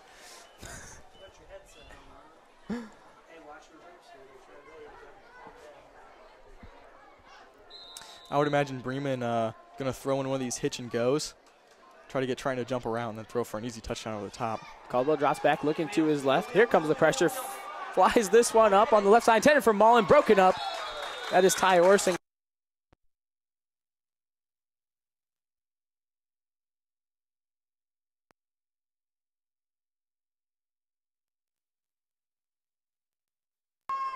Orson was able to break that one up, get a hand in there. And intending that pass for Mullen, as we saw him air it out just like we kind of expected, with not much happening there. Looked kind of like a sloppy wheel route by Bremen there, not much. Kind of rounded off, kind of tossed it up there. I would imagine Triton's defense really kind of saw that one coming. Hopefully we can continue to play sharp. Bremen capable of scoring a touchdown on any play, For the shotgun again is Caldwell, and a stoppage of time here. There's going to be a timeout taken by Leaper of the Lions. The 2nd and 10 coming up here with 57 seconds left on that scoreboard. Well, Triton, they didn't get in there immediately, but on that pass that we just saw. But on that pass that we just saw where it was broken up by Orson, they didn't get in there immediately. After about 4 seconds, though, they put Caldwell under a bit of duress, and he threw that one up. Really, Mullen had no chance to catch it. So that kind of speaks to me that we need to put some pressure on the quarterback back there, but we're only running that 3-man front. So I'd be interested to see if we're going to mix in some linebacker blitzes, maybe off the edge, or bring down another man into that 4th spot. I think we've been successful in the secondary in this later part of the first half because we've been dropping so many people back. So you risk some lackluster defense on the backside if you send some of your linebackers. You don't want to give something up across the middle. Yeah, there's more than one way to play the pass. Yeah, I agree. So I like the 3 rushing for Triton here. From the shotgun again is Caldwell. Takes a snap, drops back, looking to his left side, back to his right, slings it out towards the right side, and it is dropped by Burkholder over there on the right side near the 40-yard line. Kind of has his legs taken out by Max Slusher, coming in late. There, the senior safety. Burkholder, obviously the #1 weapon through the air. I think he's got 2 of their he's got both touchdowns, correct? I guess I don't really remember. I guess I'm not 100%. I think Justin Zumbrun. Oh, okay. No, you are correct. So he has the 1 touchdown. But you are correct. He is one of their main threats through the air. So, again, looks like to the left side for Bremen. Caldwell from the shotgun takes the snap, looking to take it on his own up the middle. Nice little draw play. Room to run, and he's finally bottled up and brought down at the 45-yard line. So they needed 10, and they got about 15. They did not expect the quarterback draw there. No, Triton's defense was not prepared for that. And Bremen, once these chains get spotted, the clock will start rolling. Oh, do they not stop the clock on 1st downs anymore? I'm not sure. I'm not play aware action, of the exact I would rule. imagine a play-action pass Back to the I form here. Hands it straight up the middle. This is Mullen off the left side, off tackle. Room to run. Falls to about the 42-yard line into their own territory. Okay, so Trojan territory. Bremen keeping Triton honest there on the defensive side with that nice little run. Well, both teams start to trot off the field here on the stoppage of play. Triton looks kind of worn out as they're kind of just jogging to the sideline here. Some of their players taking a knee. Yeah, they definitely look fatigued, and Bremen's been throwing everything that they can at them on this last possession of the half, trying to get anywhere downfield into the end zone. And that's very stressing for a defense to stay on the field for as long as they have been, and that definitely wears you out quickly. My main concern is that a lot of our guys on defense are going to flip around, go back to the offense, but luckily we're going to have this halftime to kind of re-energize the fellas. Yeah, thankfully we're going to get a little break here.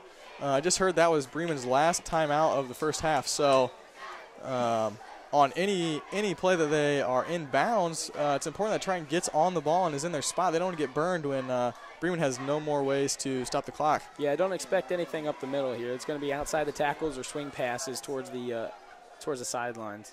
Trips for the Lions again, this time to the right side. You also don't want to get burnt on an out and up. That's the worst possible thing that can happen for Triton here. Takes a snap, rolling out to his right side, looking downfield, throws it, and it is incomplete. Good pressure by Billy Smith and Drew Stichter off the left-hand side. Yeah, that pass fell short of Zumbrun. Unable to get his hands underneath that one. It was underthrown, under duress again, as we mentioned. And you called out the players there who were able to get in the backfield there, kind of keep him moving out to his right, never able to set his feet. It appears Stichter kind of went there on his own.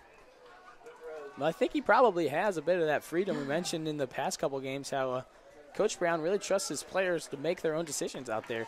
And Stichter being the defensive captain out there on that field probably did go for that on his own, but it worked out. No, yeah, that was definitely a rogue play. As long as it goes well, you get no complaints, but you get burned. That's a good way to look kind of silly. 2 on each side here. Nice Straight little screen drop. pass. It's a screen pass to Mullen. They popped right Nice at the line of play. scrimmage by Billy Smith, who's absolutely fired up. That play going nowhere for the Trojans as the fans come to their feet applauding the effort there. Billy Smith the reads big that defensive play like a tackle. book.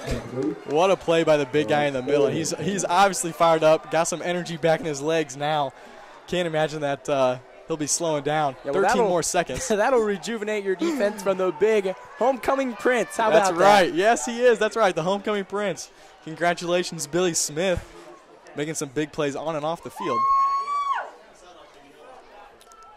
Absolutely laid the wood to Mullen there, and he'll maybe think twice about over the middle. Sports Center top 10. Da-da-da. Da-da-da. From the shotgun again. Caldwell, straight drop. Looking towards his left side. Now steps up in the pocket. Fires it down the middle. It is almost picked off and probably should have been. That's Max Slusher there.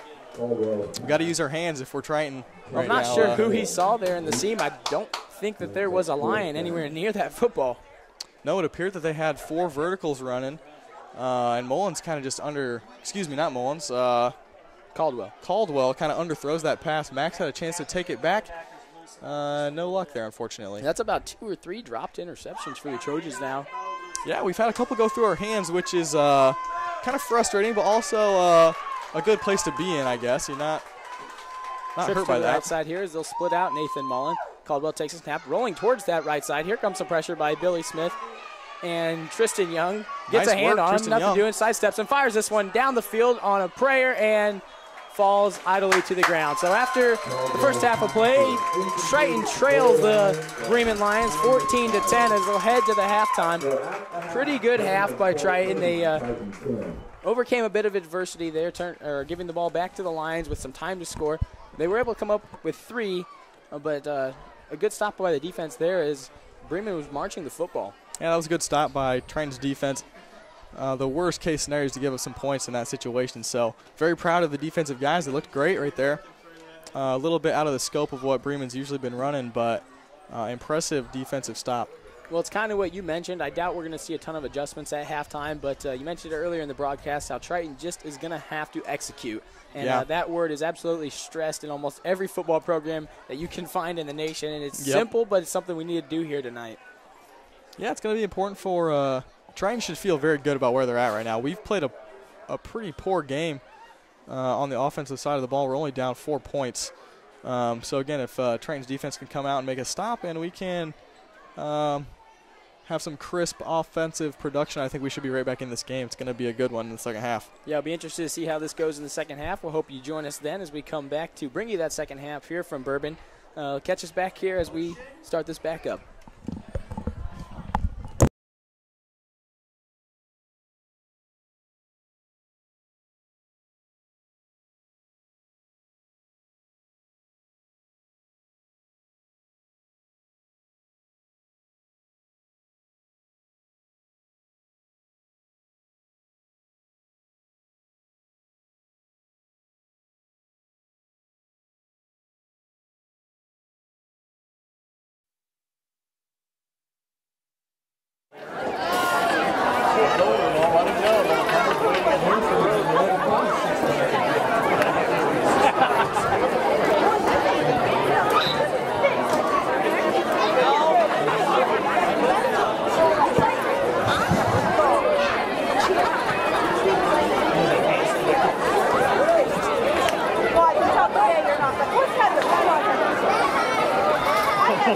Pest- On behalf of Al,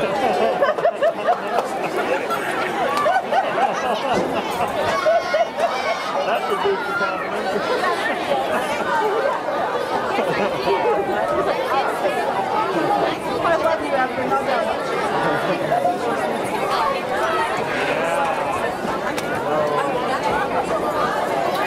Could be loud.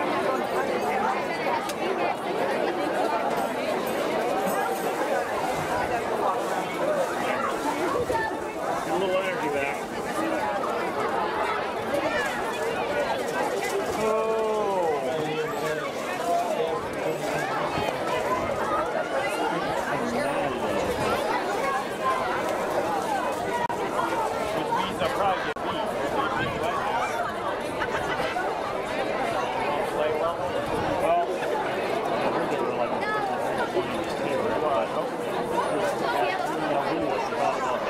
Did you hear about that? No. They were like 45 points favorites and they lost.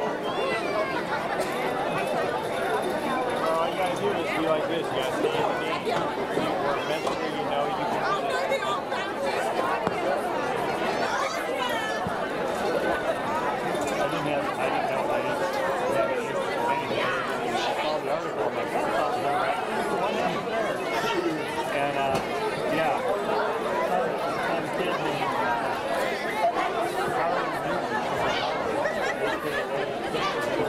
oh really? At over 300 yards. Is he a running back? I don't know what he does, but he did all kinds of things. For some reason, he's reading something. Get up at Howard. He ended up at Howard, which is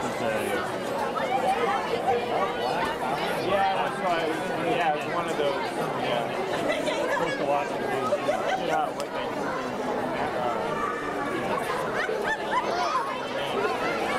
It's $100 bet in Vegas. $1,000 bet.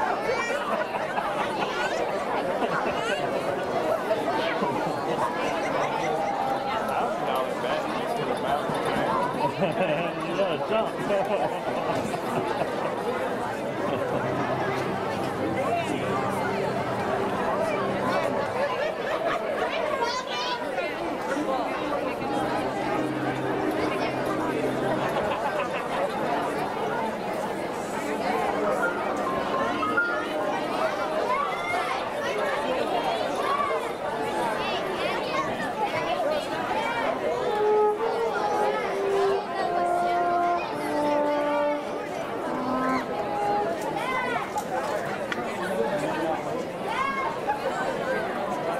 Good evening, ladies and gentlemen.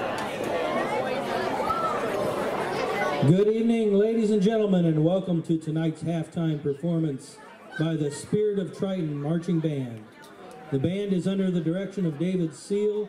The staff includes percussion Ben Mulink, color guard Andrew Cora, music Ben Essick, and visual Matt Weiss. Tomorrow the band will be performing at their first marching band contest at Goshen High School. We wish them well on their performance. Come out and support the band at Goshen. Tickets are $6 and can be purchased through Mr. Seal. This year's marching show is entitled The Maze. Drum Major Montana Golden, is the Spirit of Triton Marching Band ready?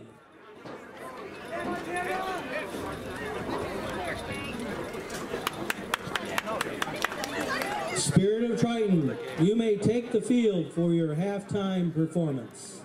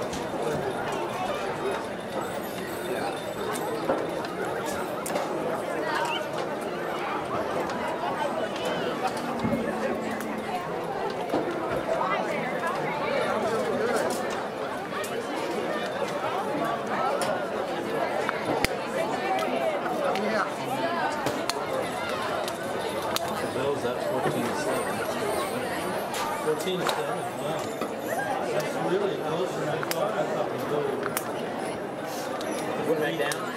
No, I thought the Bills would beat them by They're back having it down here.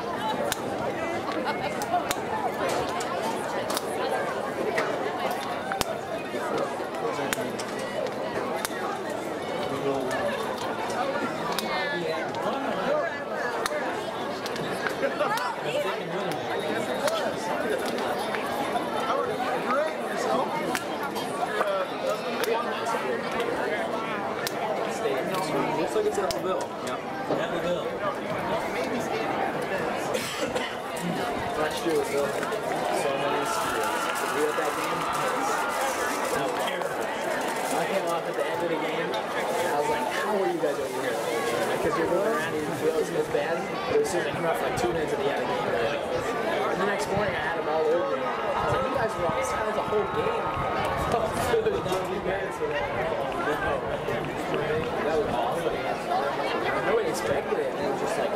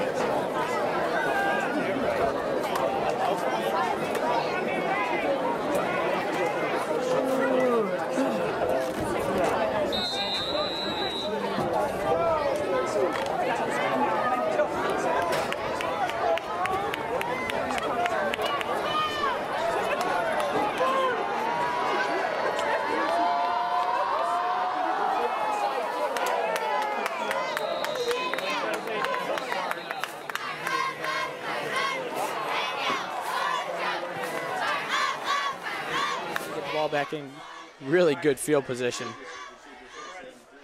That's frustrating if you're a Triton fan. Looks like there was only one person there. If Lee Mullet maybe goes for the looks to just make a hit on the Bremen guy there, we potentially come up with that. So yeah, he was very close to being far enough that they're going to spot him about a yard shy of the 10 yards. Got to about 9 yards, but I think they fooled Bremen. They fooled me up here in the box. I like that play call. Yeah, it was a good call. Right out the gate. I like it by Coach Brown coming out. Obviously, you're going to go for some trickery there. I think that's important. Not too shabby. Unfortunately, we can't come up with the ball, but we'll have to play some solid defense here instead. We're going to have to play defense regardless here for the Trojans. They're going to have to bone up. Triton goes 3 down men. Solids with the outsides on the middle. Straight up the dive. Straight up the middle. This is the fullback dive rather than Nathan Mullen. Yeah, it looks like Bremen thinks that they're just going to be able to overpower us. Right up the middle, no one even touched him before he gets to 4 or 5 yards there. The 2nd and 6 for the Bremen Lions. No change on the defensive front for Triton. Looks like we're still going 3 down, 4 Yeah, linebackers. They're kind of rolling up those outside linebackers to play as somewhat defensive ends. Looks like, Stichter and Mullet both playing that kind of overhang back. From the I formation, loaded to the right side. This is Bremen. They give it to the left side. Good play by Mullet. Comes down the line, makes a good play. Nathan stops him for 3 or 4. Nathan Mullen on the carry for about 3 yards.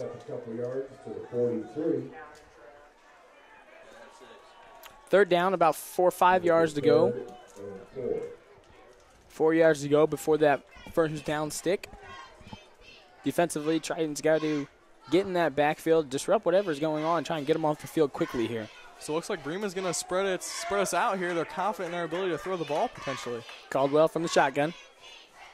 Takes a snap, rolling out to the right side. This is that option play. Now he stops, turns it back inside, runs forward. He's got the first down, got some more room to run before he's popped and brought down after a gain of about 10 yards, and he easily picks up that first down.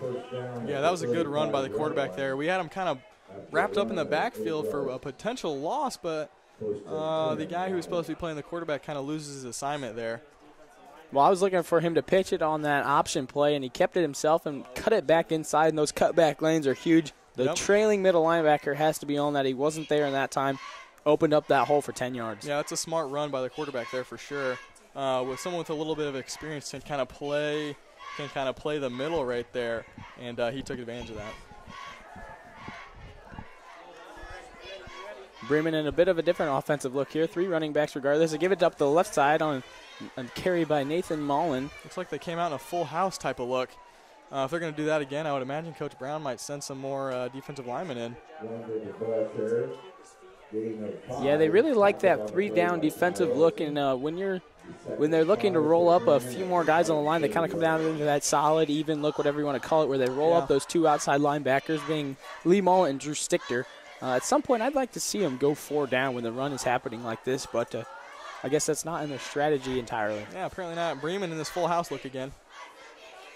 Under center, Caldwell takes the snap, drops back, and a penalty flag stops the play. This is going to be against Bremen and back them up 5 yards on another false start penalty. So they're quick to jump the gun up front, and I believe that's their 3rd or 4th one. I would imagine. I don't know for certain, but I would imagine this ref down here is got an eye out for those false starts. He's called those 5 or 6 times. It's always the guy coming from Triton's sideline. He's throwing those flags. Yeah, certain refs seem to see certain things, and that's definitely his thing that he likes to look for. I don't think he's called much else, but he likes those false starts. I didn't even see that one. Started in the full house. Now they drop back and spread it out into the shotgun. All right, Triton's got to adjust their defense. Takes a snap. Nice little give trap. up the middle. Squirts around to the right side and is tackled after a gain of about 8 yards. That was Briley Leeper on the handle. Bremen's really breaking out everything they've got at this point. Full house, that's new. Starting from the full house and then shifting to something wide. Yeah, something we haven't seen yet. Stay on their toes. If you're Bremen, this is exactly the drive you wanted. Choose clock. Already down to 8 minutes and 30 seconds. From the full house look, under center is Caldwell. Takes a snap, rolling around to his right side. He's got to, as he rolls all the way around to the right side, has the football still before he's knocked out of bounds. Got up to close to the 15-yard line, it looked like from my position, but we'll see where he spots this football. The 20-yard line. Coming from that full house formation, if you just send out everybody you've got to the right side and let your quarterback trail, Triton obviously didn't have enough guys over there to meet all of that. So the quarterback able to scamper for 12 or 13 yards there really easily. Yeah, my first thought was flood pass, and I think the linebackers might have thought the same thing, but that was a QB keeper all the way. Yeah, that was definitely a designed run. Looking to change up the tempo here. From the full house, a quick snap, gives to Nathan Mullen, running hard up the left side, right behind his guard, knocked around after a gain of about 5 yards. The pile is still being pushed around and now blown dead by the officials. And he'll pick up about 5 or 6 yards on the first down carry. Bremen's offensive line does a really good job of following the plays. So as the running back goes past their block, that Bremen lineman kind of disengages, then follows the play. And they've pushed a couple plays for 5 or 6 more yards at the end. They're doing a good job. They're dominating our front three. Walking back to the line is the offense of the Lions. Again from this three-back look. Under center is Caldwell. Caldwell takes a snap.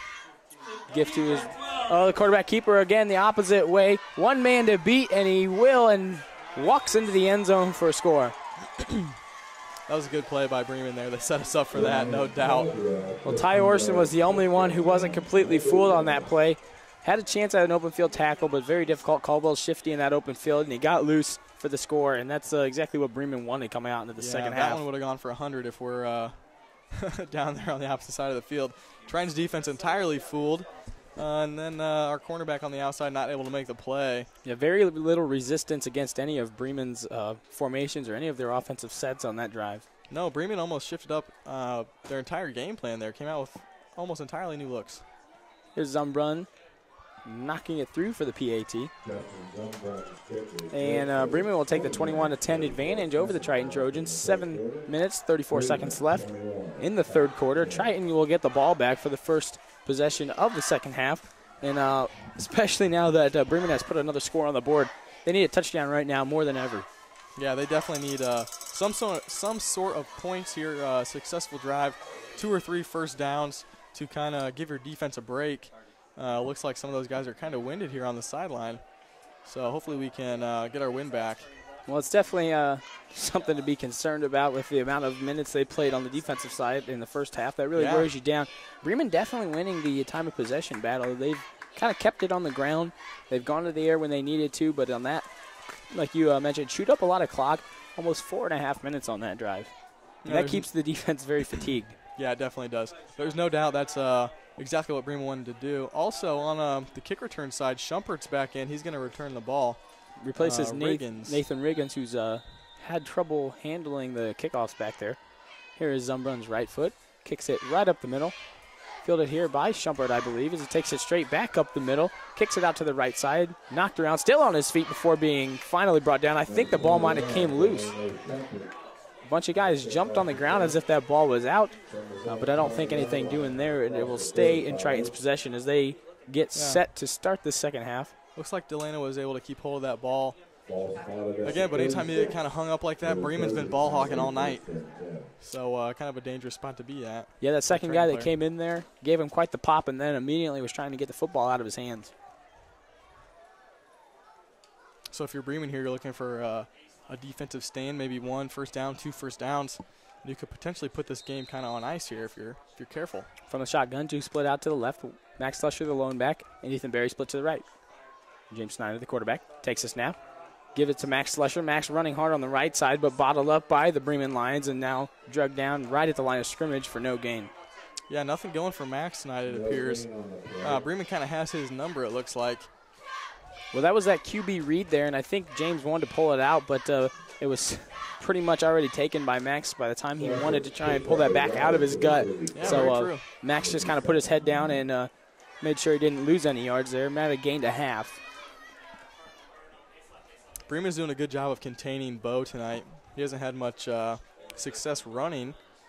He's been limited to pass plays almost entirely. From the shotgun in the same offensive look, takes a snap, drops back, looking to his left side, swings it over there. This is Delano Shumpert, makes the catch back into the middle of the field. The ball came loose, and now we have a scrum in the middle of the field looking for it. Bremen thinks they have it. Referees come in to sort this issue out. And I believe Bremen has come away with the football. Yep, Bremen, number 15, he's got the ball all the way on the other side of the field, so nothing at the bottom of that pile. Triton clearly frustrated with themselves, namely Delano Schumpert, obviously, who lost the football there after making a pretty good play. You just have to complete the play. You know, you can catch the football and you can avoid a few guys, but if you go to the ground and lose it, all is for naught. So Bremen gets the ball back here, and they're in good field position again, about where they started this first possession of the second half, and they look to score again. Bremen looks really good coming out of the second half. They obviously were more prepared than we were here, so hopefully our defense can kind of step up. Shumper obviously frustrated on the sideline right now. Doesn't play defense, so hopefully he'll be able to collect his thoughts. Caldwell right with the fullback dive straight up the gut.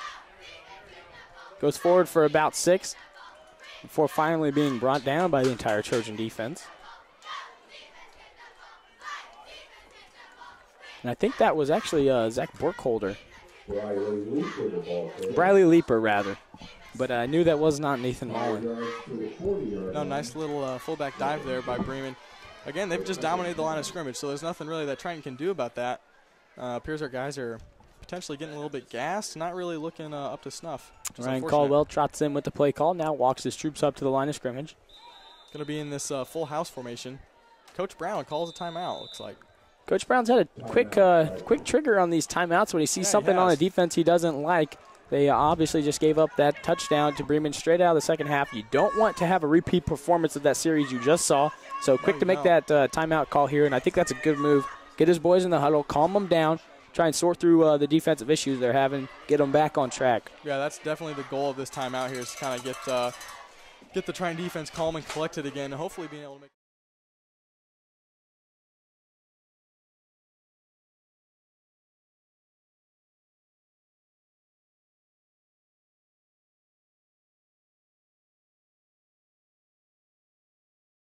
A little bit. Yeah, momentum is huge in football, and right now Bremen has taken all of it, so you got to stop that as soon as you can. Nip it right in the bud and try to get some of your own going, and that starts right here on this defensive possession. Yeah, it does. Again, Bremen come breaking their huddle. They're jogging to the line. They look good. They look fresh. Triton guys kind of shoulders down, head down, not really in this game right now. It's disappointing to see from a defensive side. Well, that can go on for a long time until a big play happens, like a fumble or an interception or something. You'd be amazed how quickly that turns around. So let's hope for the best here. That's a counter play. Caldwell on the counter. The give is to Mullen, I believe, running hard. Gets to about the first down stick, and they're going to give it to him as he got past it by about a half a yard to bring up another set of first down. Again, if you're Bremen, you can kind of sense that Triton's getting down on themselves a little bit, and they have the perfect offense to kind of just grind this game out. If they're not careful, Triton's going to get themselves in a deficit and just not have enough time to catch back up. Bremen breaks the huddle. Walking towards the line from this full house set again. Ryan Caldwell squats down under center.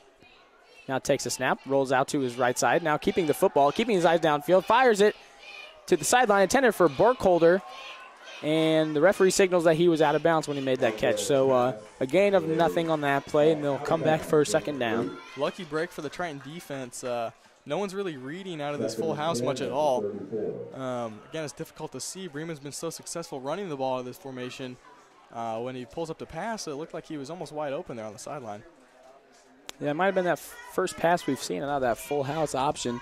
And they had a man open in Zach Burkholder, but that was a very tough pass to make, especially on the move, and he wasn't able to stay in bounds. Yeah, they definitely had the guy there. If Burkholder makes a good throw, that goes for 15 or 20. From the same offensive formation here, Ryan takes a snap, slings it out to the left side. This is Mullen, and he lost the football, but it's recovered immediately by the Lions. That could have been a big break for the Trojans, but nothing doing. As big number 56, Wyatt Pollard, fell on top of that one to prevent anything happening there. Yeah, that I believe 56 plays was playing that tight end position right there. So as he kind of looped out and led that play there, ball gets on the ground and he just happened to be right there for it. Yeah, I think that was for the Lions. I think that was a poor exchange, and Mullen never really had all of that football. Yeah, that's potentially an issue as well. Again, coming out from second half, you're kind of like you're not warmed up yet. Your passes aren't as crisp. Your cuts aren't there right away. So Bremen from the spread again, keeping one man back, and this is going to be a timeout by the Lions. Timeout, Bremen. Coach Leeper saw something he didn't like there on 3rd and long. He wants to keep these possessions grinding as long as he can, keep Triton on the field, so that's what he'll try to do here by taking this timeout. This is a big play for the Triton defense. You got to have this stop, especially in this area of the field. I would imagine that if Bremen gets 3 or 4, maybe 5, they'd go for it again. Already being up 2 scores, why would you not? Yeah, and they'd be, and if they didn't get it in that situation, they would pin us right back in the middle of our own territory, which is where many possessions start in high school football, so you're not losing much.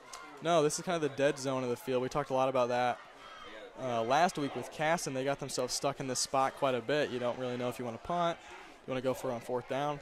It's a difficult field position to be in. Well, Bremen will trot back onto the field with something in mind here for this 3rd and long situation. Triton's got to stop them. I think if they can stop them at the line of scrimmage, or if this is a pass play, break it up and stop them for a 4th and long. I don't think that they will try that, but I could be incorrect.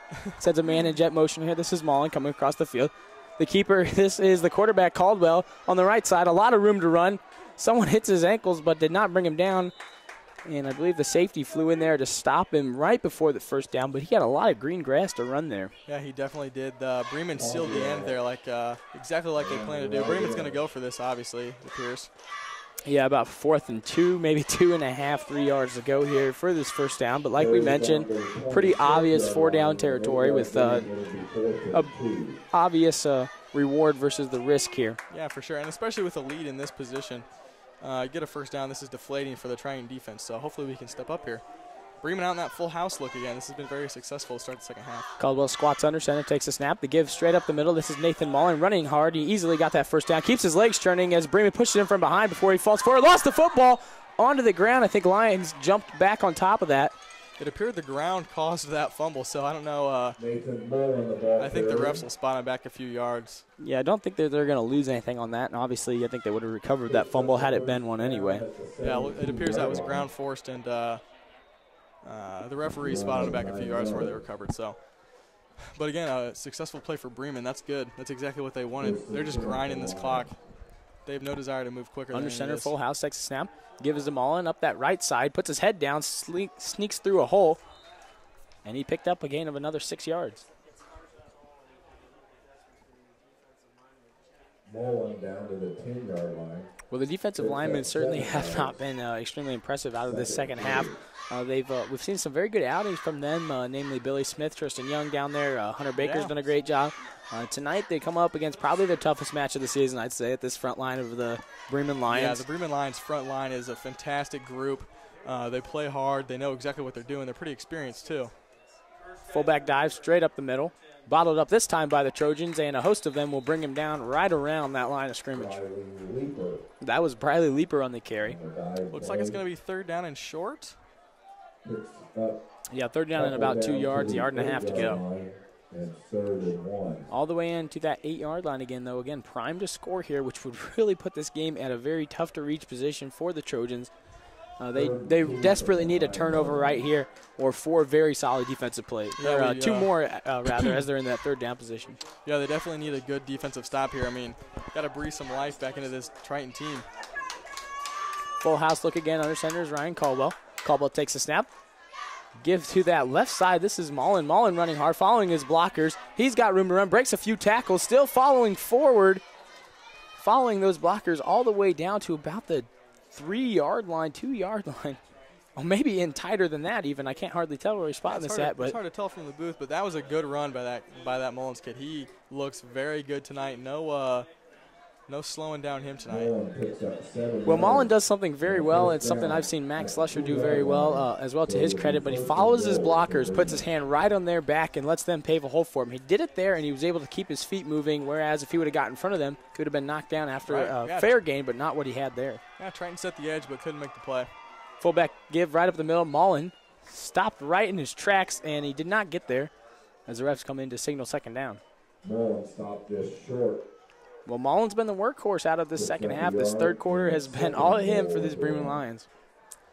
Yeah, it has. It appeared, again, all this kind of comes from that onside kick at the start of the play. Bremen's capitalized on 2 short fields here, so can't knock the Lions. They're doing exactly what Triton gave them the opportunity to do. They're looking really good. Triton, again, needs a big stop here. Yeah, Triton's defensive front line is going to have to come up big as Bremen's probably going to stay in this power package and try and punch something in through the middle. Under center. Flags coming in on the play like crazy, and the referees will put a stop to this one before it goes anywhere. And that's another false start by Bremen. They've had a lot of issue up front. Guys moving before the snap. This one backs them up to around the 6 or 7 yard line. Frustrating if you're Coach Leeper over there. I mean, what else can you do? Obviously, you're talking about mental mistakes like that at halftime, but it doesn't appear to have made much of a difference. They've already had 2 of those in the second half. And that goes from being on about the 1 yard line backing up to the 6 yard line. So it's a possibility that it opened up their playbook a little bit, actually. But it's probably a better position for the defense to be in here for the Trojans rather than on that 1 yard line. Yeah, they're coming out in the power offense again. And a stoppage of play again. This time it is a Bremen timeout. So they definitely have had some trouble figuring out what they want to do when they come up to the line. And that's their second timeout burned already, I think. Yeah, Bremen being very willy-nilly with their timeouts here. So, again, at this point, it doesn't really look like that's going to matter much. But if Bremen can't, or if Triton can't apply some pressure to this Bremen defense, that could come into play later in the game. Yeah, we mentioned that front line for Triton has got to stiffen up. We saw one good play right down there near the goal line where they stopped a Bradley Leeper without going anywhere. But they're going to need to come up with about 3 more of those here. Yeah. Second, third, and fourth down, as I doubt Bremen's going to go to the air here. No, it looks like Triton's defense looks gassed. Our linemen are getting no push. We're getting manhandled on the front. Bremen, again, that second timeout, they're jogging out. They look fresh. They look good. Heads high, so. Well, I really don't understand.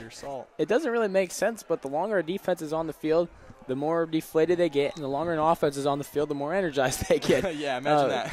But that's just the way it's been right now for the Trojans. They cannot get this Lions team off the field from the full house. Oh, the nice jump pass. Interception! That was Max Slusher, the senior safety. Returns it back to about the 6 yard line. He was all over that jump pass. He's seen the Tim Tebow highlights. He was not letting that go anywhere. What a play by Max Slusher. So, again, what were we talking about? Got a bone up on the defensive side. That's huge. But like we mentioned, momentum is a big thing, and in one singular play, you just felt this crowd get entirely lit up on their feet. Yeah. And well, I'd be interested to see right here how the offense responds, because they're put in an 11-point hole. They need a score. They got to put together a good drive, but they're pinned deep in their own territory. Look, if I'm playing man right now, I'm running the 4 verts. We're going to hit the defense where it hurts. All right. Again, you know, so I can't say much of a coach, but. Triton spreading it out again. 2 on the right side, 1 on the left, and Max Slusher the single back. Snyder from the shotgun takes a snap. Keeps it himself on the quarterback draw up the middle for about a yard. But really nothing there. No, nothing going, it appears, for Triton on both sides of the ball. Both sides of the line of scrimmage. Offense and defense don't look very productive here. Well, Triton no doubt will go to the air here at some point on this possession, I would assume. That's kind of been their forte, where they've been moving the football. They were able to get down the field, put one in through the uprights for 3, and our singular touchdown coming on the wheel route to Ethan Berry. So the run game has been very minimal so far for the Trojans. They're going to have to put something together. You can't win being a one-dimensional football team. No, the Triton running game has been pretty poor tonight. We've been often going. Max Slusher has had a pretty difficult evening, it appears. Ethan Berry has been our sole offensive weapon tonight. And I don't know how that will develop in the fourth quarter. It's possible that Coach Brown can just ride that wave until it dies. But you got to produce some points from this, at least a little bit of a drive. Get yourself a breather for the Triton defense, and some energy going again for the Triton offense. Hey, how about that? This T-shirt toss sponsored by the family business, Steel Ridge, my dad's business since 1988, so that's pretty cool to see. Let's put a little plug in for them right now. Steel Ridge, your dreams are building your satisfaction. Hey, very good. It sounds like you said that once or twice before. I've seen it on many, many signs.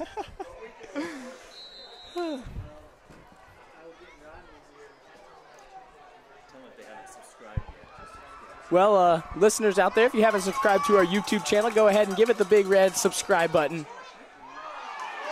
Well, over the middle, dropped by Drew Stichter and then caught. I believe that was Ethan Berry coming up after the tip off of Drew Stickner's hands. Wow.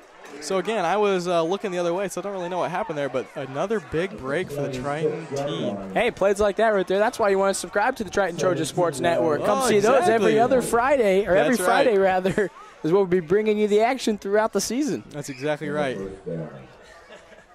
Yeah, and sometimes in a close game, those breaks really decide who wins the game. If you're playing clean, something happens like that, you can get a nice little break. That's all you need. Yeah, you're exactly right. It takes a little element of luck in every victory. Triton from the shotgun, dropping back. This is James Snyder now rolling out to his right. Pressure coming, keeps his eyes downfield, throws it along that right sideline, and it was dropped. Dropped over there. Can't tell who that is over there. Hard to see. Yeah, tough to see through the glass. We got to get someone up here to wash these windows. Maybe we can talk to athletic director Mason McIntyre, see what he can do about that. But again, what else can you ask? That's pretty much all you need. They had him open on that sideline. That's a tough throw to make under duress. I know rolling out to his right side, but I think the pass was there for the making, or the completion was there for the making, but he was unable to come down with that one. Yeah, definitely. Bo extended the play. The potential to have some yards was definitely there. 2nd and 10 from the shotgun. Takes the snap. QB draws straight up the middle. This is Snyder trying to get around the tackles, but he's going to be spun down right near the line of scrimmage. Doesn't look like we can get any push up front. Bo's been trying to run those QB draws, those QB sneaks right at the middle all night, but nothing going. So long 3rd down, 3rd and 9 here. Forces trying to go to the air again, which has not been as successful as previous weeks. Yeah, it hasn't been as successful tonight, but I do think that that's probably our best facet of the game. We've done a lot of scoring through the air this year. Yeah, we definitely do. It's nice to have that confidence when you drop back that you can gain yards. And a lot of times in high school, you're scared when your quarterback's making a throw. Yeah, that's This so is very James true. Snyder. Down the middle, right up the seam. A stumbling Ty Orson wants a flag call. It's not going to come in. The Triton fan base certainly thinks he was held. No, again, there's been a couple plays in the secondary there for Bremen that could potentially be called both ways, but nothing by the back judge there. Obviously, he has the best view, so can't argue with that. As he was running that route, he was stumbling when I looked over in his direction, so I think something interfered with the route that time. So I wouldn't doubt that there could have been a penalty on that I don't play. know, yeah. To me, it just looked like a nice little stumble, but again, I don't really know. Max Slusher kicks this one away. Nice boot. To about the 40-yard line, and it gets a nice Trojan roll to about the 25 before Lee Malt will tag it and stop it right there where Bremen will take possession. Yeah, going to stop exactly on the 25-yard line there. So Triton not able to come away with points, but definitely flips the field, gave their defense a breather. Coach Eunice which is all certainly they really needed. Coach Eunice certainly must not have agreed with that no call on the last offensive play, because he was in the ref's ear during that entire punt. Yeah, he was definitely giving his 2 cents. But when it comes right down to it, obviously the ref has the final say on those. So. The Triton fans come to their feet, standing in front of the WNDU 16 camera. Good to see those guys out here, keeping an eye on the Triton Trojans this year. That's right. That's something that we don't always see, so it's fun to have them here. Well, with 10 minutes, 26 seconds left in the entire game, Bremen takes over right up the gut. And that was Nathan Mullen, I believe. No, that was Briley Leaper. 10, Briley Leaper. A little bit smaller than Mullen, that's for sure. As he comes to his feet, you can tell that. Snyder makes a big play there on the defensive side of the ball. He's not afraid to hit people, which I really like, but kind of slows you down on the offensive side maybe that he has to play both ways. Yeah, Briley Leaper stands all of 5'8", up against the 6'2" of Nathan Mullen. Yeah. So they'll throw all kinds of different looks at you from the running back position. They have, though. A little 1-2 punch with the speed and the power. I like it. Jet motion across the field from the I formation. This is the Lions. Hands it up the left side, running hard. This is Mullen. Mullen got room to run, gets the first down, and prances forward for another 6 or 7 before he's finally brought down by the defensive backs of the Trojans, and he picks up another first down. Yeah, Mullins gets 6 or 7 yards right off the start of that play without even getting touched. So Triton getting gouged for big running plays now. Looks like more of the same from the previous drive for Bremen here. Well, vision is huge for a running back and anyone out of the backfield, and you can tell that Nathan Mullen certainly has a great he's got it for sure. Field vision. He sees all those holes and where to exploit the defense. Yep, he knows exactly what he's doing, and Bremen doing a fantastic job up front. Can't say enough good things about them. They're dominating the Triton defensive line still. Out of the I formation again. Under center is Caldwell, hands it left side. This is Nathan Mullen again, running hard and dropped after a gain of about 1 yard. Hey, that's big if you're Triton's defense. Staying on top of the down marker, so that's big. So bring up a second down and 9 yards to go.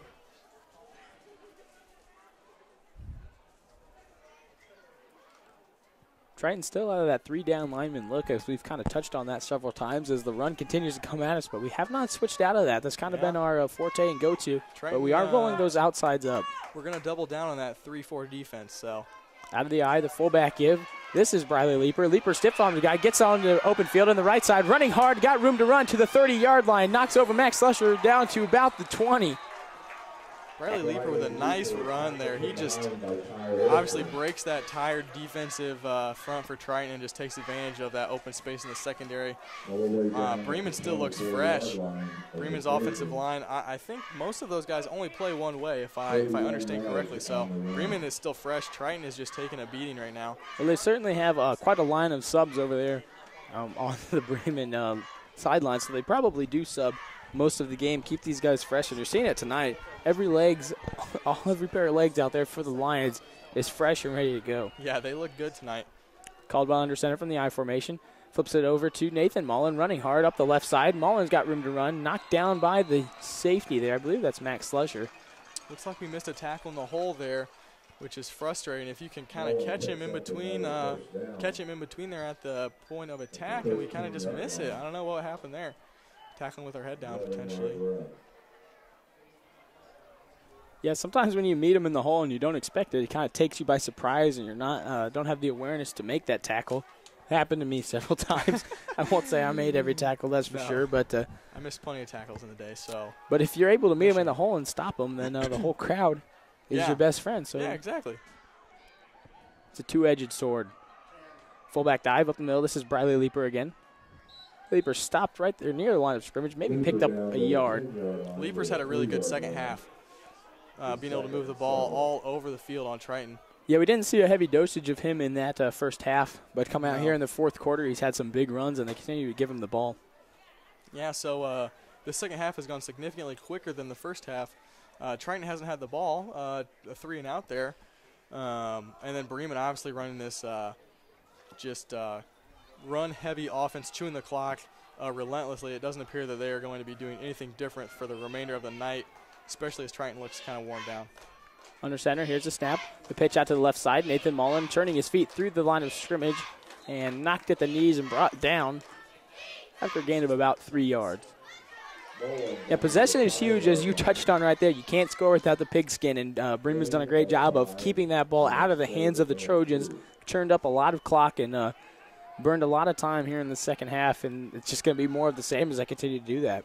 Yeah, Bremen has no desire to go away from what they're doing right now. So with 6 minutes and 14 seconds left, I can't say it enough. Triton's got to get a push from the offensive line or from the defensive line. Bremen just taking advantage. Bremen holding an 11-point lead, looking to score again here. They're in tight. The counter gives to Nathan Mullen. Hey, big play. Drug down right at his feet. Can't really see who that is again. It's number 23, Lee Mullet, with the big play there. Lee Mullet coming in, ran straight down that line at the outside linebacker position, got to his knees and brought him down before he was going anywhere. That brings up a fourth down for the Lions, who can still get the first down with about 2 yards to go, and anything past that pretty much is going to be a touchdown. Yeah, so this is an important down for the Triton Trojan football team here.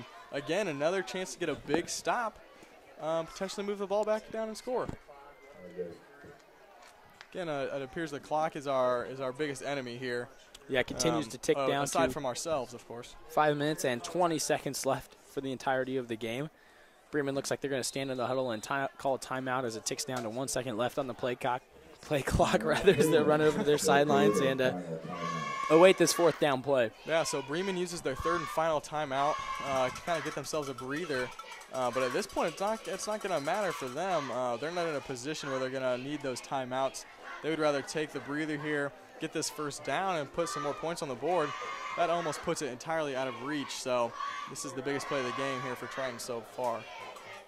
I'm interested to see here, kind of curious if Coach Brown is going to go on that 4-down lineman, that elusive formation we've been looking for defensively. They just brought in Billy Smith, but he did replace somebody. I'm not sure who it was.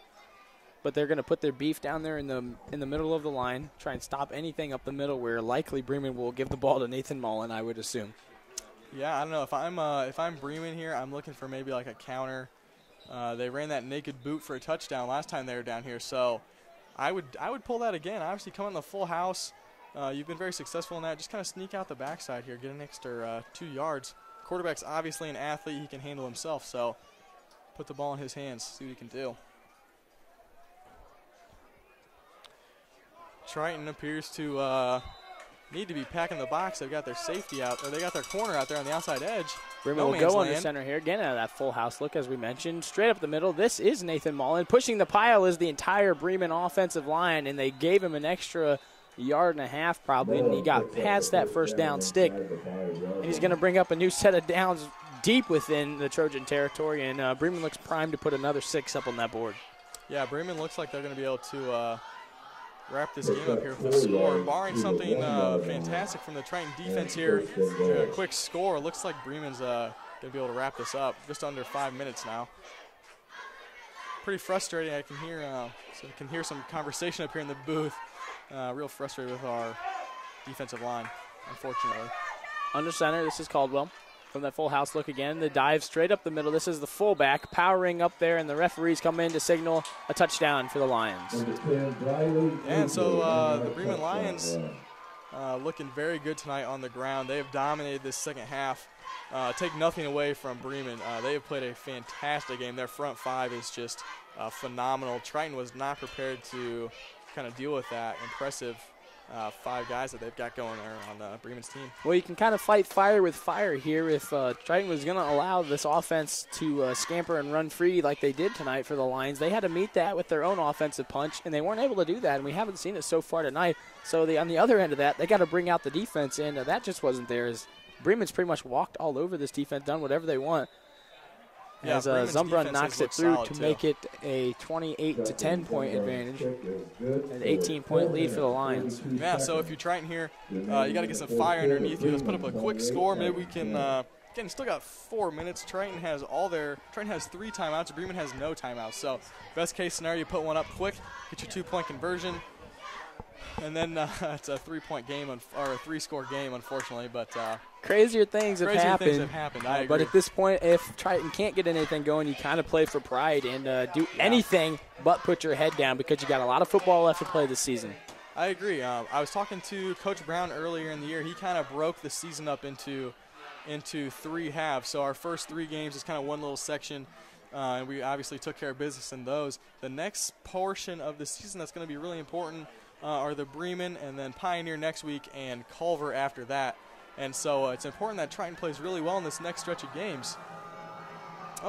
Culver next week, and then Pioneer after that. So, okay, same 3 teams, just a little bit of a different order. It's important that we come back strong next week against Culver for sure. Yeah, that's a great talking point there, Drew. Or Grant, rather. Zumbrun kicks this one to about the 10-yard line, fielded by Delano Shumpert. Gets those fast legs turning, almost broke it into the open field, but he had one man drag him down there in the middle of that whole scrum. He got about to the 40-yard line. He looked very, very quick as soon as he touched that football. Delano is such an athlete, but he hasn't had a chance to really get into the open field tonight. Was that Riggins?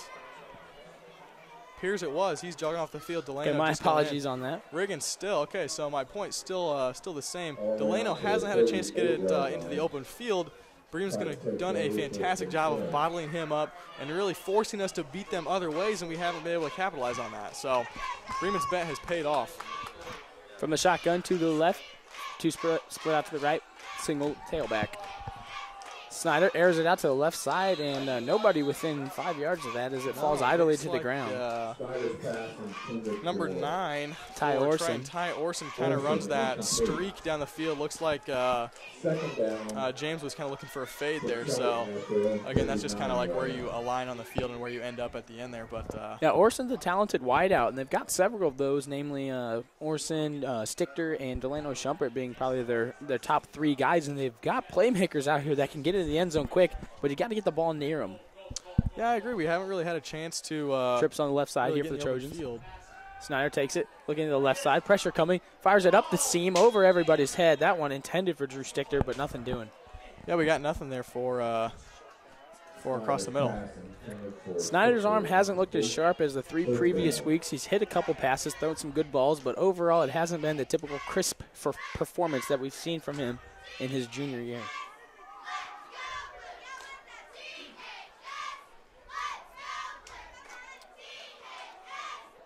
Again, so we got to get some pep in our step if we're trying just to kind of put another score on the board.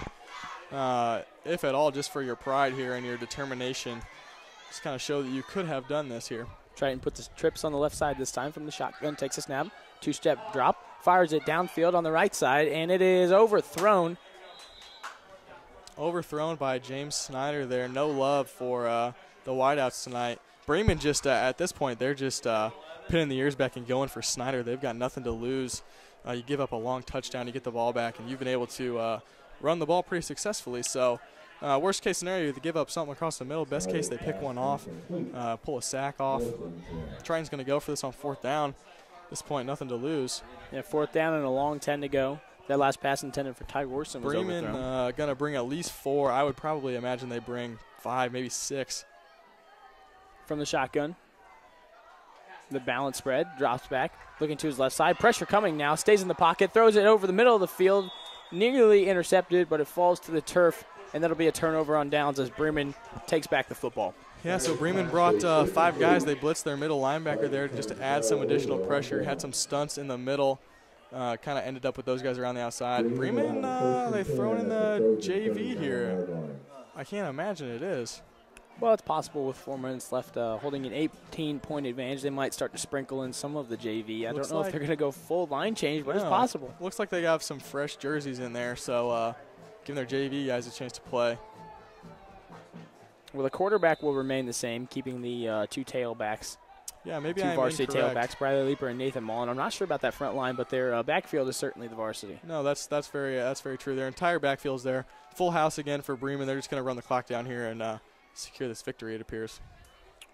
Caldwell takes a snap. Oh, nice pass. Give up the middle, pulls it back out across the seam, and was overthrown, intended for. Bremen going to add some insult to injury here if with that one for sure.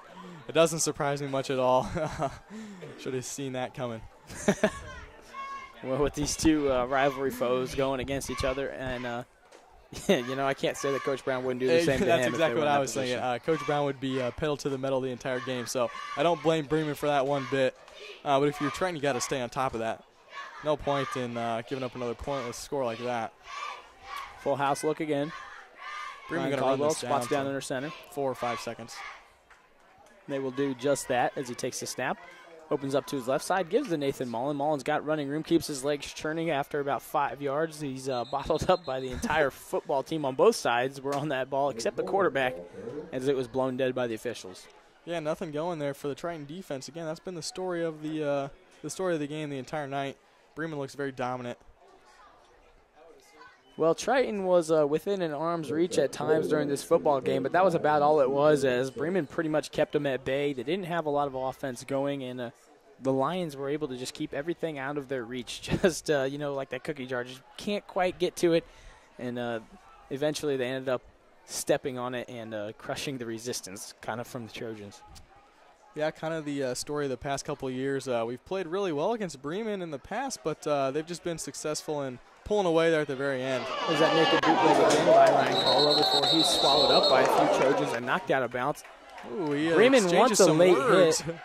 Bremen wants to get real chippy here. Yeah, we've got some tempers coming in here. It's pushing and shoving, and a yellow flag has been thrown by the officials. That's unfortunate for Ty Orson. He hasn't played all that well tonight.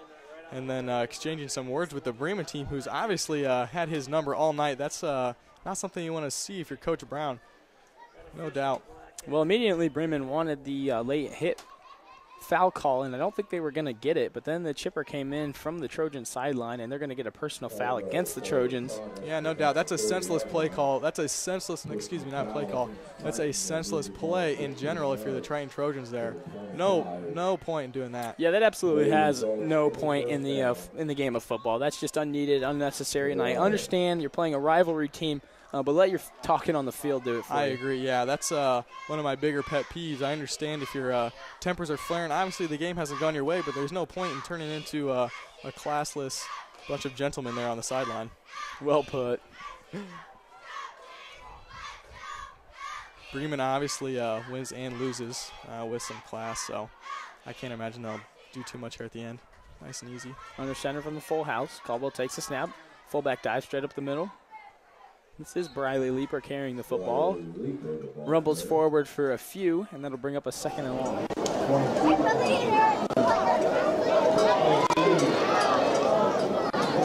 Picks up 3 yards to the 22, and it'll be 2nd and 7.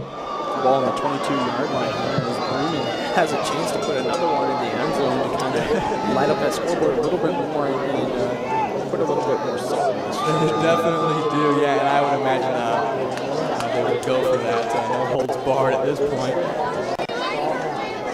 Well, you only get to play each other once a year, so if you can make a statement, either of these teams want to make that statement. Yeah, and this isn't a conference game like it has been in the past. Nice little pitch out there, go left-hand side. Following his blockers is Mullen. Yeah. Finally drugged down at the waist. So this is more just a statement game for both teams. Bremen kind of correcting the path that they were on in the first 3 games of the season. They're able to kind of bounce back here. It's a good win. Triton reeling. They're kind of going into the second portion of their season, as we talked about earlier. And it's going to be important for them to bounce back next week against Gonzaga for sure. Timeout taken by the Trojan defense. Brown wants to go over a few things, and I'm sure he's just talking about how, you don't give up even when you're down right now. Yeah, I agree. I mean, you don't want to turn into something worse than it already is. Don't let 1 or 2 mistakes compound into 3 and 4. Obviously, you can talk about that anytime, any sport you're playing. So it's important for Triton to play hard here. I mean, look, you haven't played a terrible game. You've done a decent job. You've played well. Again, you're playing here at the end of the game to impress both your own fans and Bremen's, and just your manner and your character here. That's what it comes down to at this point. Coach Brown definitely putting that in their ear, no doubt. Bremen came out into this game on a 2-game skid as they'd lost previously to John Glenn and Riley. And they've kind of overcame adversity here tonight. They had a rivalry game, a good bounce-back game. I'm interested to see, this is the first time that Triton's really had to face adversity so far this season. So next week, as we welcome or travel to Pioneer, rather. I believe we're going to Culver. Culver. Yeah. Oh, yeah, we had that flipped around. Yeah, but, we had that interested flipped to around see how we're going to bounce back. Yeah, I hope that. Fullback carry with some room to run. Popped at the linebacker. Came up and popped him. Knocked down around the 10-yard line. Yeah, so that's going to be 3rd down? 4th down? I can't see exactly. Jacob Wonder on the Picks carry. up the 1st down at the 8-yard line. He does pick up a first down. Again, Bremen, if they don't put this one in the end zone, they're obviously going to be able to finish this game off here. They're going to need 3 plays. Yeah, fresh set of downs with the buck 15 left to play in this football game. Bremen could just take a kneel if they wanted to, but I doubt we're going to see that. I doubt we'll see that. High formation here. Under center is Caldwell. Takes a snap, opens up to his left side, gives it to Briley Leaper. Leaper bounces it farther outside, stiff arms a guy, and falls over the pylon for the score. Yep, Leaper gets to put one in there. So, again, congratulations to Leaper. He's played a pretty good game. He had a nice scamper up the middle and then down the sideline right earlier in the quarter. He definitely earned that touchdown. Coach wanted to give him one of those, so can't complain with that.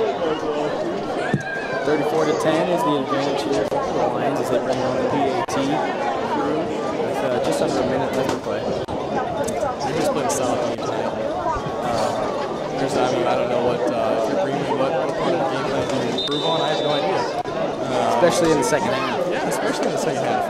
First half, you kind of got outside your comfort zone and forced Triton to play some pass defense, which obviously we could not. In the second half, you're up a touchdown, you're up 10 points, and you just run off the middle the entire night. So, yeah. Some run knocks that through to make it a 25-point advantage for the Bremen Lions. 57.2 left to play. Theoretically, Triton could put this one down in the end zone. They got to keep their heads up. They're still... No, I agree. I mean, so this game doesn't hurt you in any way other than you snap your 3-0 start, right, which we have been fortunate to play so well the first 3 games. So you snap your streak there, but this isn't going to hurt you in your section. This is not going to hurt you in your conference play whatsoever. Used to be big. Week 4 was always a huge week. That was really our first conference game, and anymore it's not. So this game's not going to hurt you in the end, but got to be calm and collected again here at the end of the game and next week. Yeah, like you mentioned, no longer a conference game, but certainly one you want to win with bragging rights just up the road, and those are going to remain in Bremen for this season. Yeah, it appears that they will. Bremen, again, great game. Great game. 57.2 left on the clock. Well, a new kicker brought in here for the end of the game. Not sure who it is, but number 16. Another muffed kickoff by Nathan Riggins. Picks it up one-handed, now sneaks through a hole in the middle and dropped right around the 30-yard line. And that's an obvious point of improvement that Triton needs to work on right there. Yeah, Riggins has had a struggle here in the entire game just returning those kicks. I don't know. Coach Brown obviously thinks that he's a pretty good athlete back there and he can improve. He hasn't pulled him out, but I struggle to see the point in that, just keeping him back there to continually struggle. 49 seconds remaining. Well, it's a learning experience for young Nathan Riggins. You know, it's a tough game for him to play, and I'm sure he's frustrated with himself. As the coaches are frustrated with him, you know, you can't sugarcoat that. Everyone is going to be riding him, but no one more than himself. But he'll put that pressure on himself to work towards improvement. You're definitely your own worst enemy there. Get out of bounds here. There we go. Snyder swung that one over on that quick out to the left side.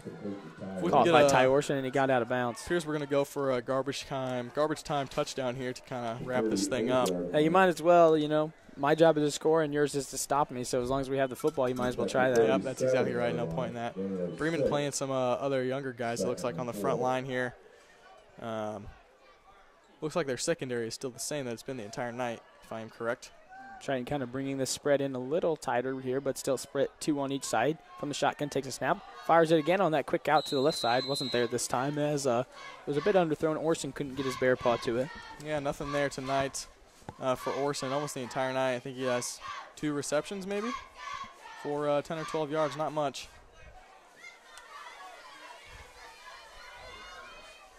42 seconds left to play in the fourth quarter. Triton walks up to the line, like you mentioned, just seem crestfallen, kind of down on themselves. Not a lot of emotion streaming through these Trojans in the third and fourth quarter. Yeah, no, I've been in this situation a couple times, so it's important to keep your head up, obviously. Snyder drops back. Plenty Good protection of time here. yeah. Now comes the pressure. Steps up in the pocket, looks for a hole. He's going to take it himself. He's got it for the first down. Jukes back into the middle of the field and falls forward. For a second, lost the ball. I think the ball might have came loose. No, looks like the no signal from the referee, so I assume Triton's going to retain the possession. No, looks like the umpire gives the ball to Bremen there. So, again, man, I don't know what else you can say about that. Running around trying to make something of the play. We're not taking care of the ball. And Coach Eunice clearly frustrated as he falls down on one knee in a clear display of emotion and anger. It appears Coach Eunice thought the knee was down there, but I can't say I disagree, but tough to see for us from up here.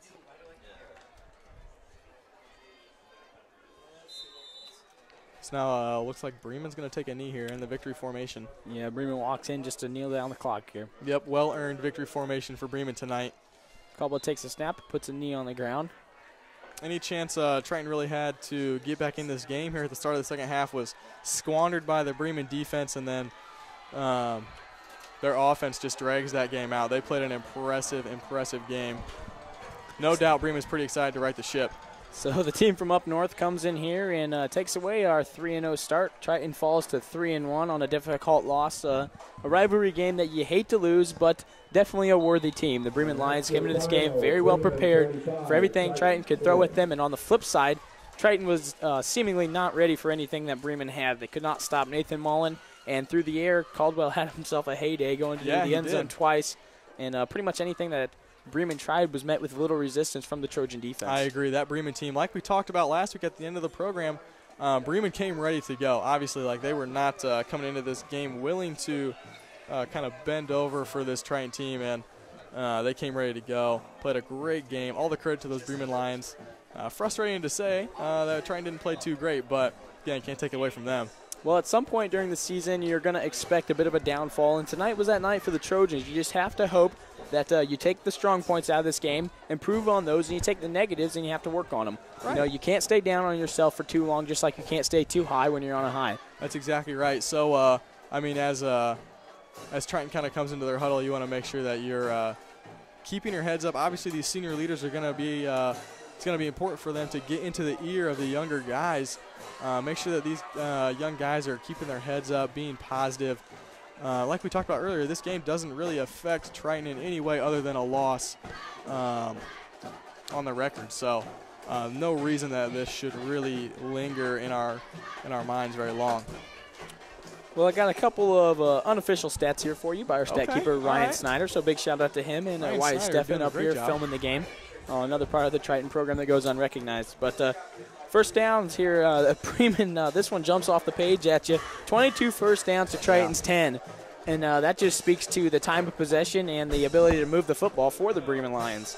In terms of rushing, 18 carries to 49, 275 yards to 36. So maybe it was a little more of a blowout than the scoreboard even suggested, as Bremen pretty much controlled all aspects of this game. Another one that jumps out at you, if I can find it. 36 total yards, correct? Yes. Okay. Yeah, again, Triton really could not get the ball moving tonight, so frustrating if you're a Trojan on the offensive side here. Total yardage for the Trojans on 40 plays is 192 yards. On the flip side, another one that screams for you. 64 total plays for the Bremen Lions, a full 24 more plays for 401 yards. Holy cow. Yeah, so Bremen obviously dominating this game. The score even a little bit closer than what the stats say. This is great. Look at all the stats we got. Yeah, this is good. Okay, so let's see what we got Ryan's here. doing a great job.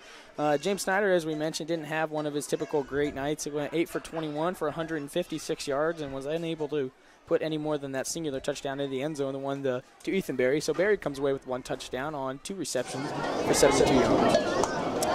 Looks like the rest of the receiving. Bruce Dicker, 2 catches, 60 yards. Max Slusher, 1 for 13. Ty Orson, 1 catch there through the game, 1 for 9 yards. 1 catch, 2 yards. On the flip side, Ryan Caldwell, 5 for 15 for about 26 and 2 scores. I actually thought he completed more passes than that, so I may have misspoke earlier. But on the ground, Nathan Mullen, 23 rushes for 112 yards. Riley Lieber, 9 rushes for 68 yards. Ryan Caldwell, the quarterback, 7 rushes for 66 yards. And Jacob Wonder, 7 rushes for 34 yards. So nobody on that stat sheet for Bremen was running the football for negative yards or no yards. They all went forward. They all got big yards. And Triton really didn't put up much stoppage against them. Defensively, we did not seem to adjust very well to anything they threw at us. They went to that full house. And kind of stuck with that in the second half. You know, and why not? It was working for them, and it continued to work for them as they ran that the entire second half. Yeah, Bremen was really good there, so no complaints from the Bremen side whatsoever. Just fully and totally dominating that game. Again, so if to kind of wrap this up from my standpoint, Triton needs to come in next week and play a really solid game against Culver and hopefully to rebound again. This game won't affect us in the long run except for maybe our pride. So maybe this brings us down to earth. We have a good week practicing and hopefully turn this thing around. So again, I'm going to step out. Thank you, Braden, for having me up here. I really enjoy it. I will be watching in the future for sure. Kind of see how we rebound here next week. So again, congratulations, Bremen Lions. You guys played a great game. And I'm going to hand this back over.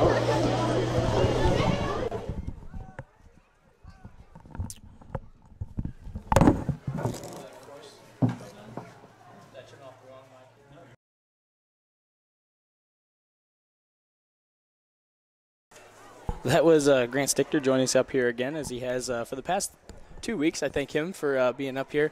Tough for him to see us lose against Bremen. I know he's got some bitterness in his heart, having played them 4 times in his high school career. But we thank him for being up here.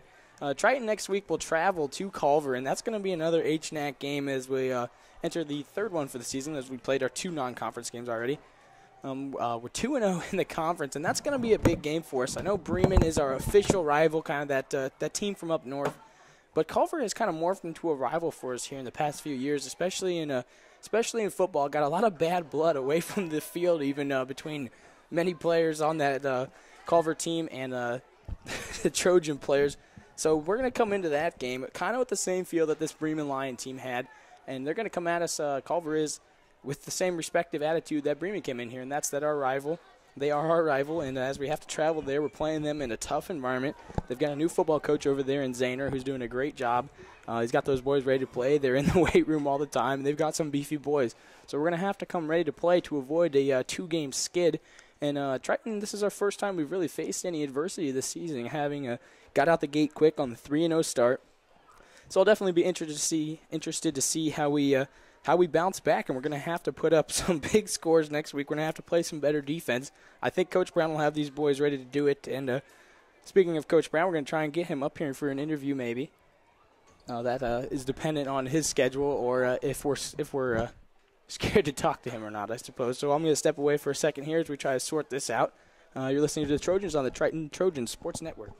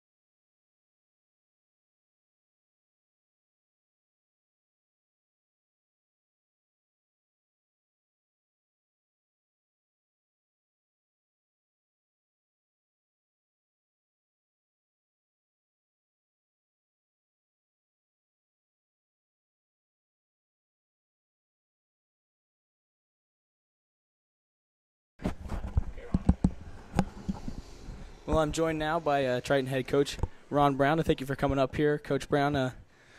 Well, we face our first adversity of the season here, but as many coaches say, there's victory within defeat. What did we do well tonight that we can build on? What did we do well? Well, the first half we stepped up when we were down, when we blew our coverage, and we just didn't give up. I think in the past that probably would have happened to some Triton teams. So that was good, but definitely coming out the second half, we didn't meet the call, and when we had some plays not go our way, we didn't react well, and I think that's a mental issue, and it's something that needs to be cleaned up. Well, this is kind of that team up north feel coming into a rivalry game with Bremen. What did the rivalry aspect of this game, how did that play into this football game? I mean, to me, I guess I don't understand the rivalry. You know, to me, it's a lose-lose for Bremen. You know, if you want to be a nice, big 2A powerhouse like you're supposed to be, and you want to come down and play a 1A school, and do what you do, then great. Have fun with New Prairie next week when they run all over you. Well, next week we get back into HNAC play. We're traveling to Culver. Culver's kind of been a team that's, I mentioned on air, has kind of morphed into another rivalry game for us, kind of coming over there from the east side, or traveling over there to the west side, rather. So as we kind of get ready to face another rivalry game, we've got one under our belt this year so far. How can our preparation be different to improve on what was kind of a lackluster performance tonight? I think we're going to have a very focused practice. We're definitely going to get focused for the people on the pond over there. So we're going to, see what they do on offense. We're going to plan for them, and we're going to come out and we're going to hit them. Maybe this loss will give us a gut check and propel us for some better games throughout the season. Well, let's hope so. I thank you for taking your time out to join me up here. Try to enjoy your night as much as you can. Have a good week of practice. Don't be too hard on the boys, but whip them back into shape for us. Oh, we will. Thank you for coming up here. Thank you. Well, thank you for tuning in tonight. This was a rivalry game in our 4th game of the season as Triton falls to 3-1. We'll catch you back here next week if possible as we travel to Culver and bring you the action from there. Thank you for tuning in to the Triton Trojan Sports Network. I'm Braden Kreft. Good night and God bless.